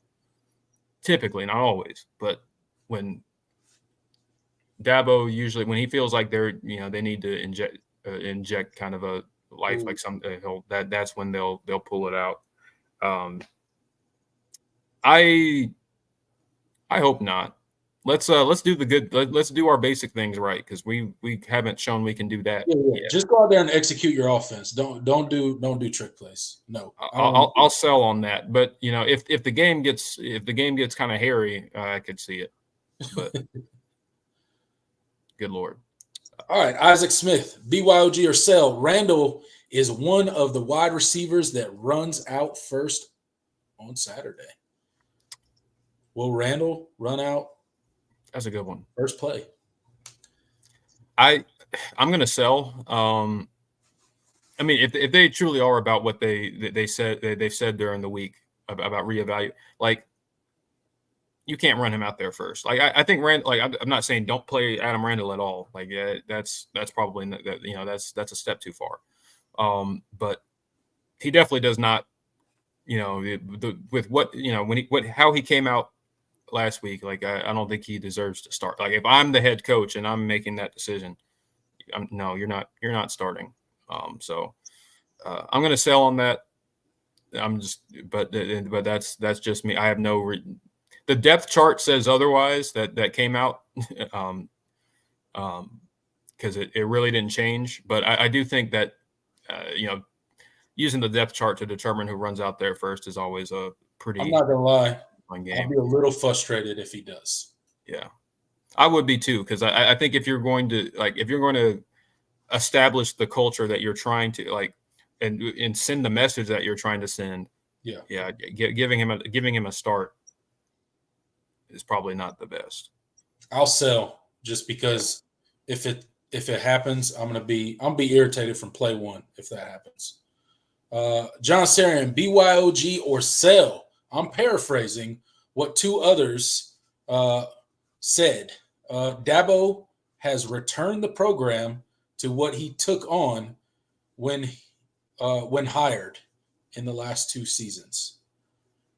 I'm going to sell. Yeah, like we ain't there. Yeah, we're saying like we're back to like Tommy Bowden era. No, yeah, essentially, yeah. Let's put things into perspective. We won an ACC championship 2 years ago. Like, okay, so we just had our first non-10 win season. Like, we never had a 10-win season under Tommy Bowden. So let's pump the brakes. We're not there yet. The roster is extremely talented. Obviously, we're heading in the wrong direction. You know, we've headed in the wrong direction over the last few years. So, that is true. But no, we're not. Dabo has not reverted the program back to where. And I really don't think he necessarily can completely, because I do think Clemson's brand and program stature has shifted so much since he's become the head coach. Like, even if Clemson has a bad year, like, people talk about it. We're the topic of conversation, even if we're losing games. You know, it's not always for the best reasons, but people are talking about it because you're Clemson and you're doing something that people aren't expecting you to do. Like, that was not the case necessarily under Tommy Bowden. When Clemson underperformed, it was like, oh, same old, nothing to see here. Like, this is what Clemson has been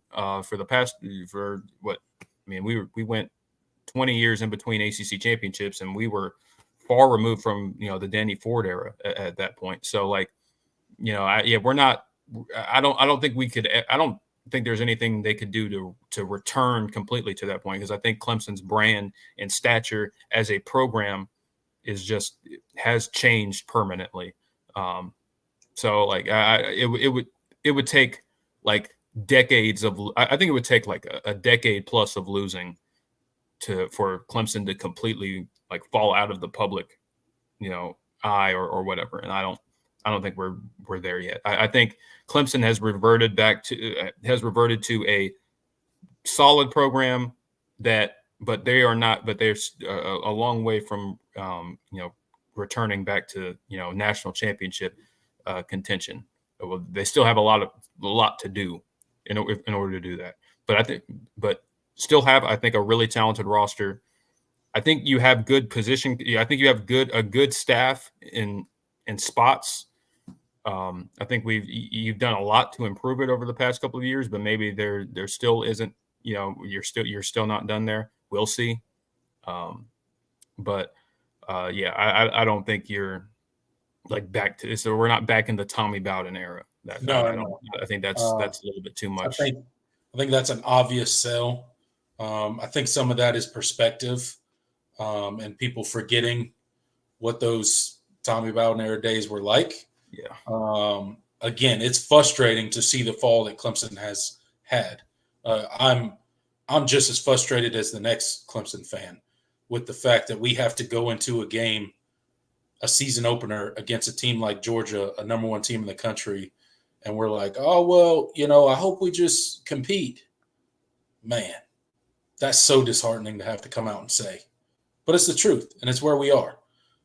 We're a decent football team. We're a really good football program. But as far as competing for national championships right now, no, we've completely regressed.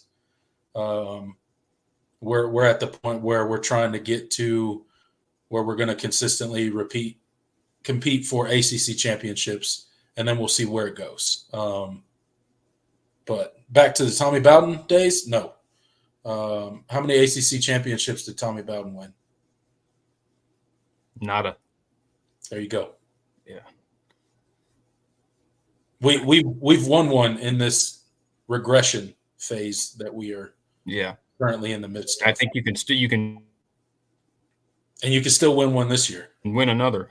Yeah, so. Exactly. You can still win one this year. So all is not lost. Yes, we have regressed significantly from where we were in 2016 Basically what, 2014 to 2019, 2020. 2020. Yeah.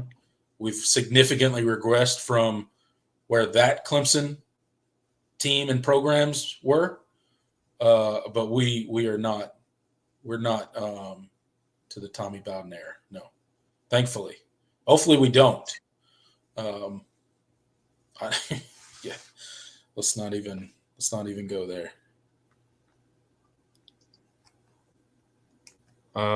David likes Clemson 31, App State 10. I'll take that. I'd cover. I'll take it. Comfortable win. It's not not an offensive explosion, but you get the job done, take care of business. I'll take that. Tig says, if I pick App State to win, Clemson will. So he's picking App State 28-17. Hey, I understand that. I completely understand that. That's what you got to do. That's all right. You got to do what you got to do for the home team. Yeah. K Klubnik enthusiast says, "Run the Philly. Clemson did it first special." Oh God! You imagine Kate? I don't even want to entertain that. Oh man, no! I don't trust this team to run. I don't trust this team to run counter. Look, we can't even run our basic offense right now. Yeah. We don't need to be thinking about anything about Philly specials or anything. Let's not go there. Jay says, I'll be at the game tomorrow. They better not let me down. Well, that's awesome, Jay. Hope you have a good time. It's going to be a crazy atmosphere, I'm sure. Let's hope they don't let us down. You can drop into the post-game show and let us know what the atmosphere was like live. Hopefully we're talking about a win. Yeah. Because, oh, Lord. Yeah.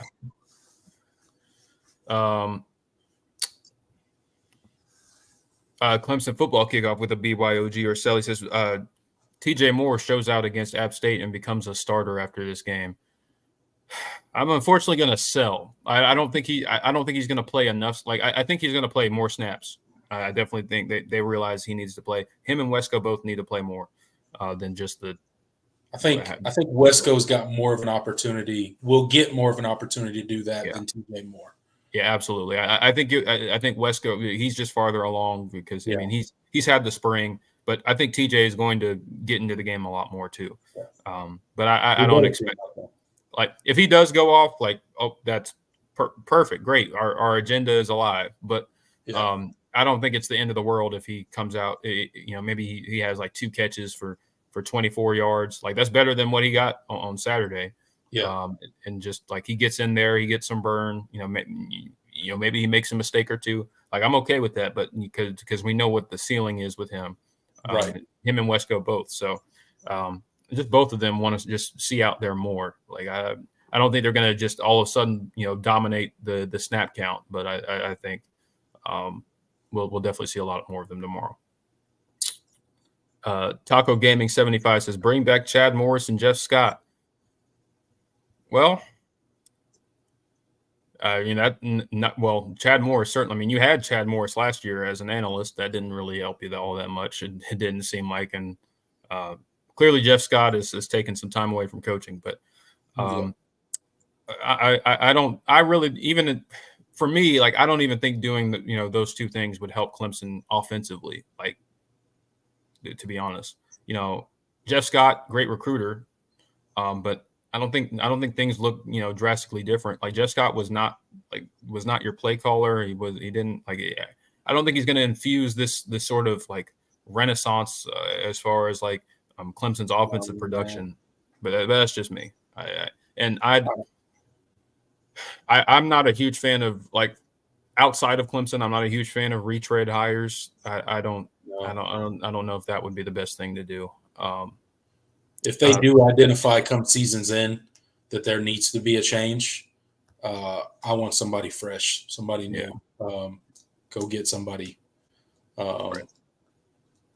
else. If Jeff wants to be if Jeff wants to be on staff, I think you want to put him in. You bring him back as maybe bringing him back as if you make a change at wide receiver coach, Okay. Like if you want to bring him back, like I think that would be fine. But I don't need him to I'd be like to like see. offensive coordinator. I mean, if anything, I'd like to see Jeff Scott back in the recruiting coordinator role. Right. Yeah. He's a really good recruiter. So, and I don't know what Jeff Scott wants. Us Clemson fans were like, oh, yeah, bring Jeff Scott back. Like, it's just that simple. I think he would be back if he wanted to be back. I don't think Dabo would hesitate to find something for him on staff. He's not especially now with there's unlimited with the whole, anybody can be a coach now. With the GAs and all the, unpaid positions. If he wanted to be on staff, he would be on staff. Clearly, he does not want to coach college football right now. And he may never want to coach college football again. I don't know. I know he's making a lot of money doing real estate, so he's doing just fine. Hopefully, maybe one day he'll come back to college coaching and come help Clemson out, but he's not there because he doesn't want to be there. Yeah. Not because Dabo doesn't want him there. Right.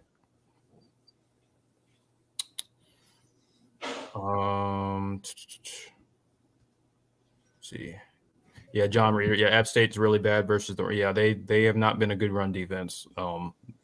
And they weren't a good one last year, and they didn't inspire a lot of confidence against East. Now they got stops, and they were very good. As far as they only allowed 122 passing yards, like 6 yards per attempt. Mm-hmm. So they did play well there, but obviously, they did have ETSU did have success running the ball. He also has another BYOG or so. He says Cade will actually use his legs and account for at least 50 yards. I'm 50 at least 50. Yeah, I'm selling. I just they have not shown that the quarterback run game is going to be a big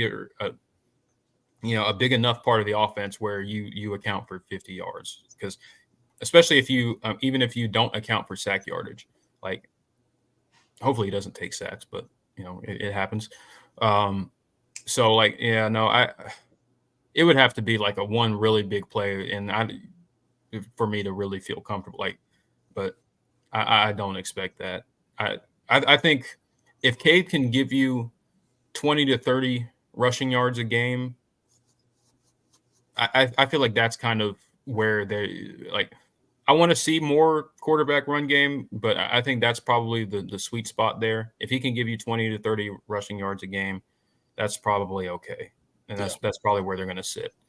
That's maybe a couple extra first downs a game. Which can go a long way, from an accumulatory standpoint. Yeah, I don't even know if that's a word. It's a word if we say it's a word. Yeah, I get to make up words. Yeah, it's our show. We get to do what we want. Yeah, David makes a good point. He says if this were the Tommy Bowden era, Matt Luke and Chris Rump would never have come here. Yeah, that is true. Yeah, I mean Chris Rump, he stuck around for a little bit. Like he came his other stint with Clemson was under Dabo Swinney. So yeah, it's definitely different.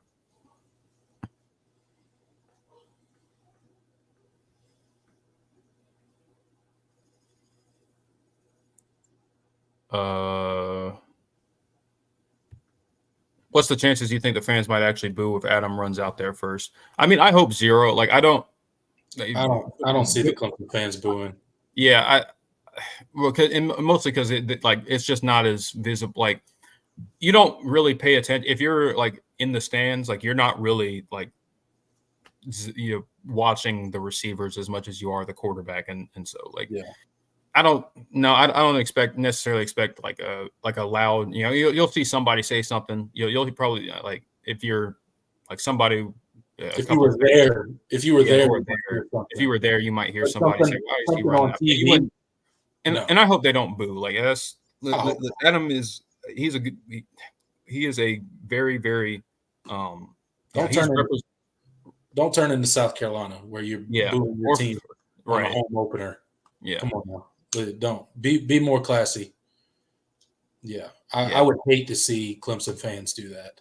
I mean, because Adam, he's a South Carolina. I mean, he's from Myrtle Beach. He's from this. Yeah. He's from the state. Like, he chose to put on the Clemson uniform. Like, I hope that. Yeah, I don't want to see that. So, I would hate to see Clemson fans. He made some mistakes on Saturday, but Absolutely. like I'm not completely like he shouldn't play at all, and we just need to. Oh, he's gonna play. Yeah. Let's be real. He's gonna play. Yeah.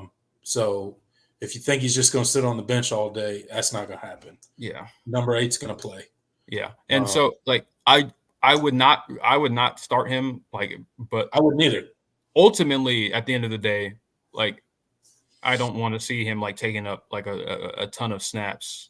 Like, I mean, give him his opportunities because he deserves a chance to correct them, but you also have to send a message like, we're not going to reward you for playing poorly.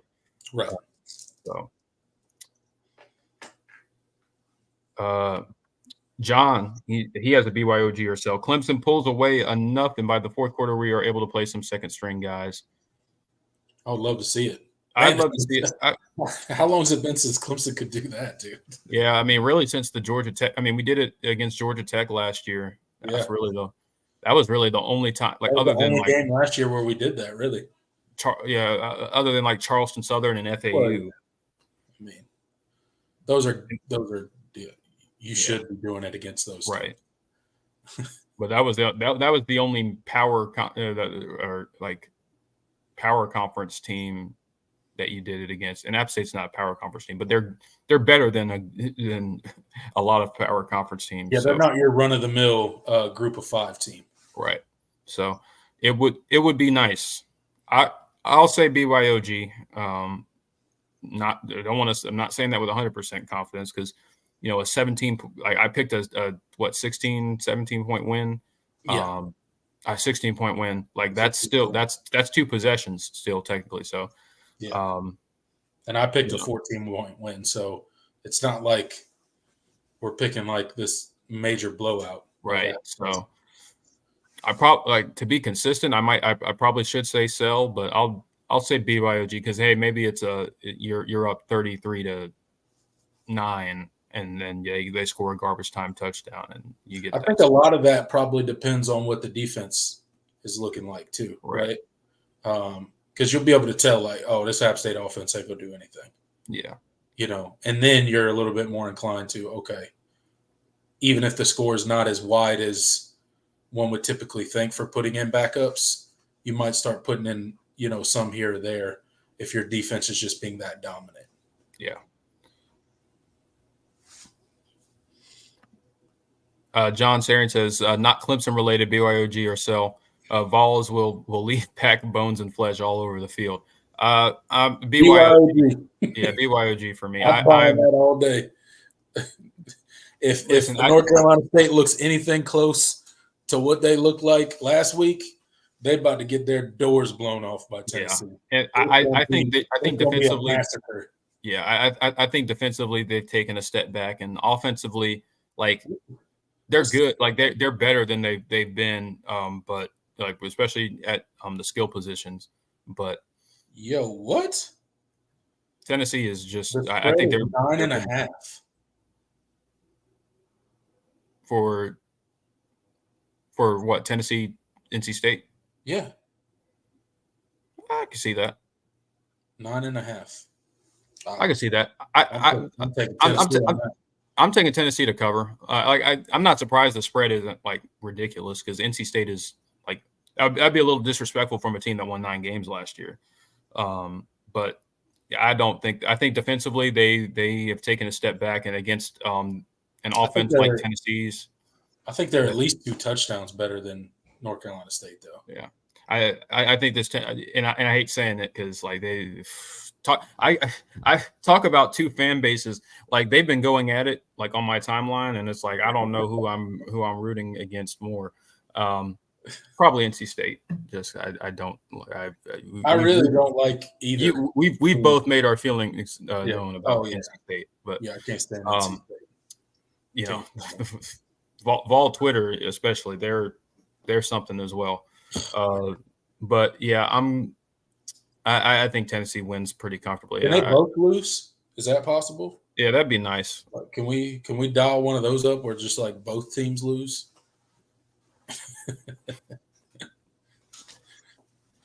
Yeah.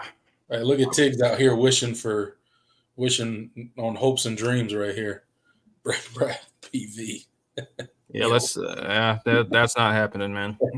That ain't never happening, bro. Never happening.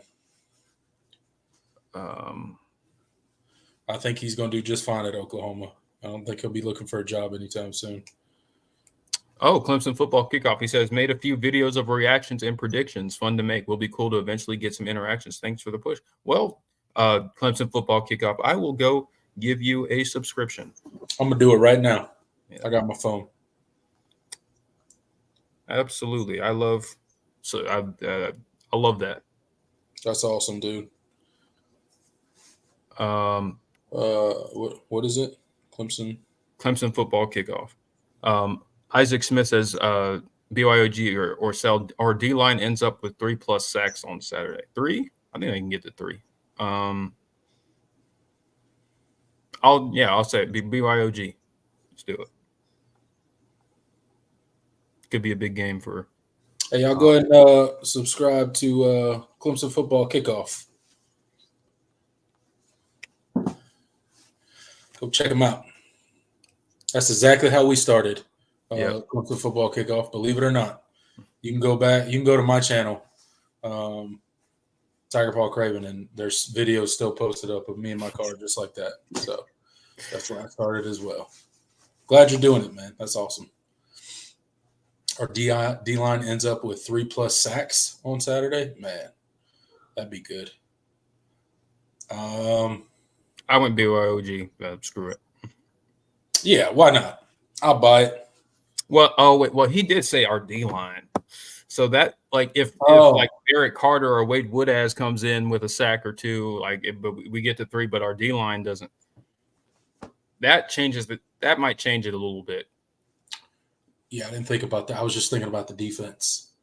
Because we do have a lot of big, like, this is a beefier Clemson defensive line. It's not necessarily a super, like, uber, like freak pass rush D line. At least not your starting 4. I think you'll get some more run from like your AJ Hoffler. Because it's just the D line. I'll probably sell. I'm going to sell too. I think we could get the 3 total as a defense. I don't know that the D line can get there. Yeah, there might be. I didn't read that question closely until I realized. Yeah, there might be a safety sack in there or a linebacker. Barrett Carter, Wade Woodaz might get in there for one. I need TJ Parker to get him a sack on Saturday. That's what I need. Yeah. He was he was up and down. Like he had some really nice reps. Didn't get home, but like he had a couple really nice, and then other times he would. I just need to see that consistent. Yeah, you got to be careful putting that number 3 jersey on. There's a curse on that jersey, you know. Yeah, there's a curse from our boy last year who got held on every play of every down. Yeah. Oh dang! Yeah, shout out to they used to kill XT, man. Yep. They used to kill him. He made the Cardinals roster too. By the way, so that was cool. Shout out to XT, man. That's my guy. Love that dude. I wonder we might see. I don't know if he's starting, but we might see him on Sunday. XT, if you ever see this, which you won't, you should come on the show with us. Oh man, I'd love it. That's one thing I do want to do because it's basically impossible to get like current. You can't get Clemson players because you got to go through the SID. Yeah, but active former players like that. That's something I want to do. Former players would be really cool though. Yeah. That'd be a lot of fun, especially in like the off season, just to that'd be really cool. Yeah. Maybe we'll try to do some of that this year. Absolutely. Clemson football kickoff talking about Florida State. Yeah, chanting "We want Broughton." Yeah, that was rough, man. Watching that Florida State Boston College game. I mean, it was rough, but it was also kind of like We tried to tell you type of moment. Yeah, listen, it was like that game was not all on DJ. No. Deja vu, but we said, you think about how many times we said that. Yeah, because of drops, right? Yeah. Like what? Okay, I know drops are not on the quarterback. Not typically, no. Yeah, well, they really never. But what is it about DJ and receivers dropping the ball? Well, I don't know. Well, first of all, I don't even know if it's a DJ thing. I think with Florida State I'm not saying this year, it's his fault. It's just like it seems like everywhere that man goes, like receivers are just. I mean, Oregon State, his receivers gave him probably had the best receiver play when he was at Oregon State, which is funny to say when you're talking about he played at Clemson and Florida State. But I think like with at least with Florida State, like I'm not like overly shocked because we knew their receiver room was a big question mark, and they've just been really unimpressive so far through 2 games, and so like that's kind of and really their tight end Morlock, he was awful. I was like, oh man, like I know like DJ, like he had some really horrific throws, but man, did his receiver, especially his tight end, they did not. Man, that tight end was killing him, bro. Yeah, he was killing him. Hit him right in the hands multiple times. I know, and fairness to the tight end, like I know he feels terrible. Yeah, like he walked off of that field like, man, that was probably my worst game ever. that was pretty horrendous, and it's like he dropped the first one, and then it was like all over from there. Yeah, like there was just zero confidence. Yeah, it was not good, but yeah, they've just been, they can't really run the ball. That's been surprising. Their offensive line has not been as good as we all thought it would. So just basically everything about that offense has just not been good. The running backs been Lawrence Toafili's pretty good. He's been there a while, but Roydell Williams, the guy they got from Alabama. I don't think he's ever broken a tackle in his life. Like it is just he gets hit and he goes down. They've been so like you remember one BYOG or sell that we did like probably last month. I brought it up. I said Florida State will not be our toughest ACC opponent, and I think we both sold that. Yeah. And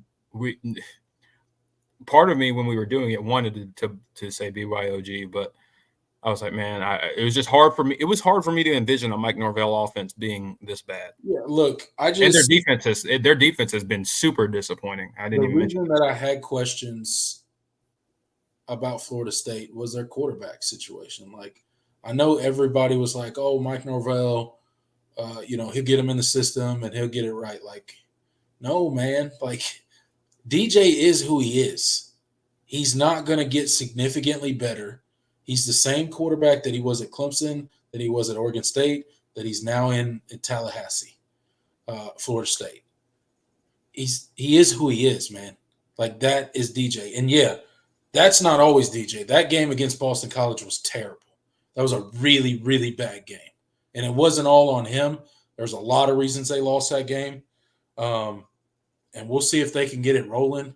Like, I don't know if this team's going to up and quit. Like, I don't know what they're going to do. Who knows at this point? They had a lot of those guys that like they had some of those guys hold out on them for NIL money, like especially on that defense. I don't know the state of that locker room. I don't know if they're bought into what Florida State believes in and what Mike Norvell believes in. I know there are probably a good portion of them that are, but are all of them? And those are the questions that I would be asking if I was a Florida State fan right now. Because say what you want about the playoff game against Georgia last year, that's very disappointing for an entire team to just quit like that because you didn't make the playoffs. And I get it, man. If I'd have been a Florida State fan, man, we would have been on here just going crazy. I get the frustration, but to just like quit on a game and then get beat by 60. And then this year, are they going to circle the wagons, right? You got Clemson, last year, 4-4, having nothing close to what you envisioned their season being, but they were able to kind of circle the wagons and run off a 5-game winning streak and kind of finish the season on somewhat of a better note. But I don't know. I don't know what the state of Florida State is right now. I know there's a bunch of disappointed people down there, but I feel for DJ too, man. Like, I hate it for him. I wanted him to be successful. Like, I don't have any ill will towards the guy. He's just not a very good college football quarterback.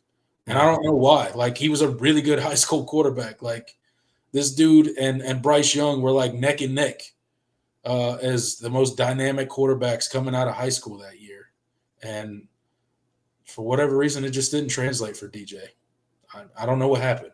I have no idea. Yeah, I mean, there's a lot of things you can point to, but it's not really it's not clear. I had somebody tell me, some guys, sometimes they just DJ was a guy that peaked really athletically really early in his life, and he never really once that step up in competition, some guys just can't make it. So I don't know. He's dealt with a lot, personally, for sure. He had injuries his first year as a starter at Clemson. Yeah. There are a lot of reasons. He confidence issues, stuff like that. You can point to a lot of things, but I think we know what he is at this point. He's gonna have some peaks and valleys, and the valleys can be really, really low. Yeah, 100%. Florida State fans are finding that out, even though people had been saying that. Like, I don't. The idea that like at Oregon State, like they had untapped some difference, some magical third gear or whatever, and DJ, that was never the case. I thought Oregon State, if anything, they did the best job of hiding some of his deficiencies. Yeah. They were a heavy run play action team. Like, they did a lot of boot concepts to kind of make the kind of cut the field in half and make his read simpler. They had a really dominant offensive line that helped, gave him time. And they took a lot of deep shots. Like, that's what you have to do with a guy like DJ, and make his read simple and take a lot of the thinking out of it, and just let him use his natural arm talent, and he'll give you decent quarterback play. And that's what Oregon State got last year. But he has not proven at this point that he's ever going to be anything more than that. And when the things aren't good around him, he's not capable of playing well despite it. Yeah.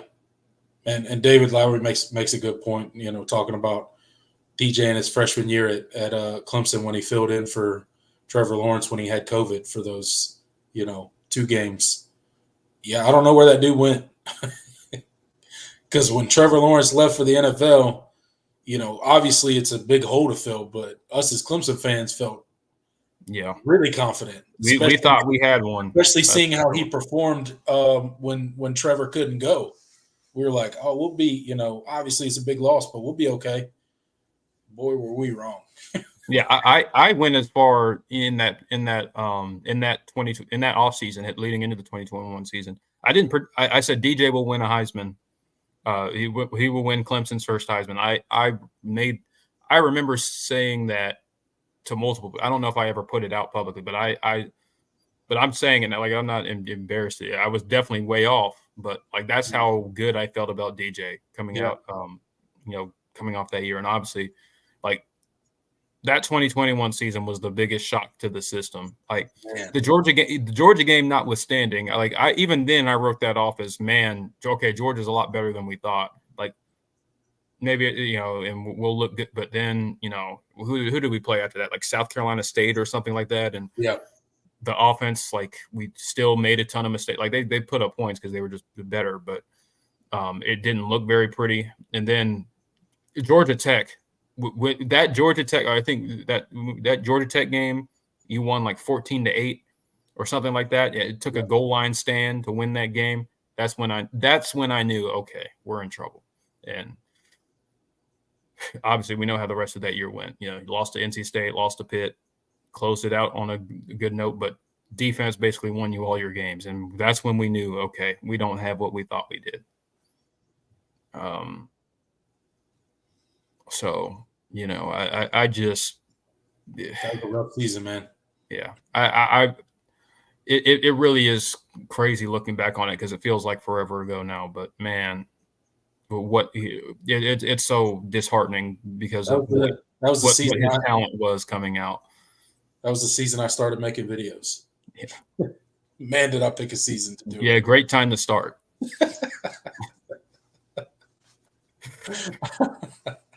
Oh, well. Hey, we got 33 likes. Y'all get those up we got 51 people in here. Yeah, we still got 50 people in here, and we haven't gotten to 40. Come on. Those up to 45 for us if you could, please. Yeah. Appreciate you guys. Well, I think we've gone a good bit. Shout out the Hard Take is in here. Good to see you. What's up, man? It's been a minute. I wanted to get his comment. Yeah, he says, good to see you guys still rolling. Yes, sir. Well, thank you, Hard Take. I'm glad to see you, back in here. No problem. If you weren't in here before, we're moving the show to Wednesdays at 8 p.m. So don't show up on Friday because we will not be here. Show up on Friday. We won't be here. Yeah. Wednesdays, 8 p.m.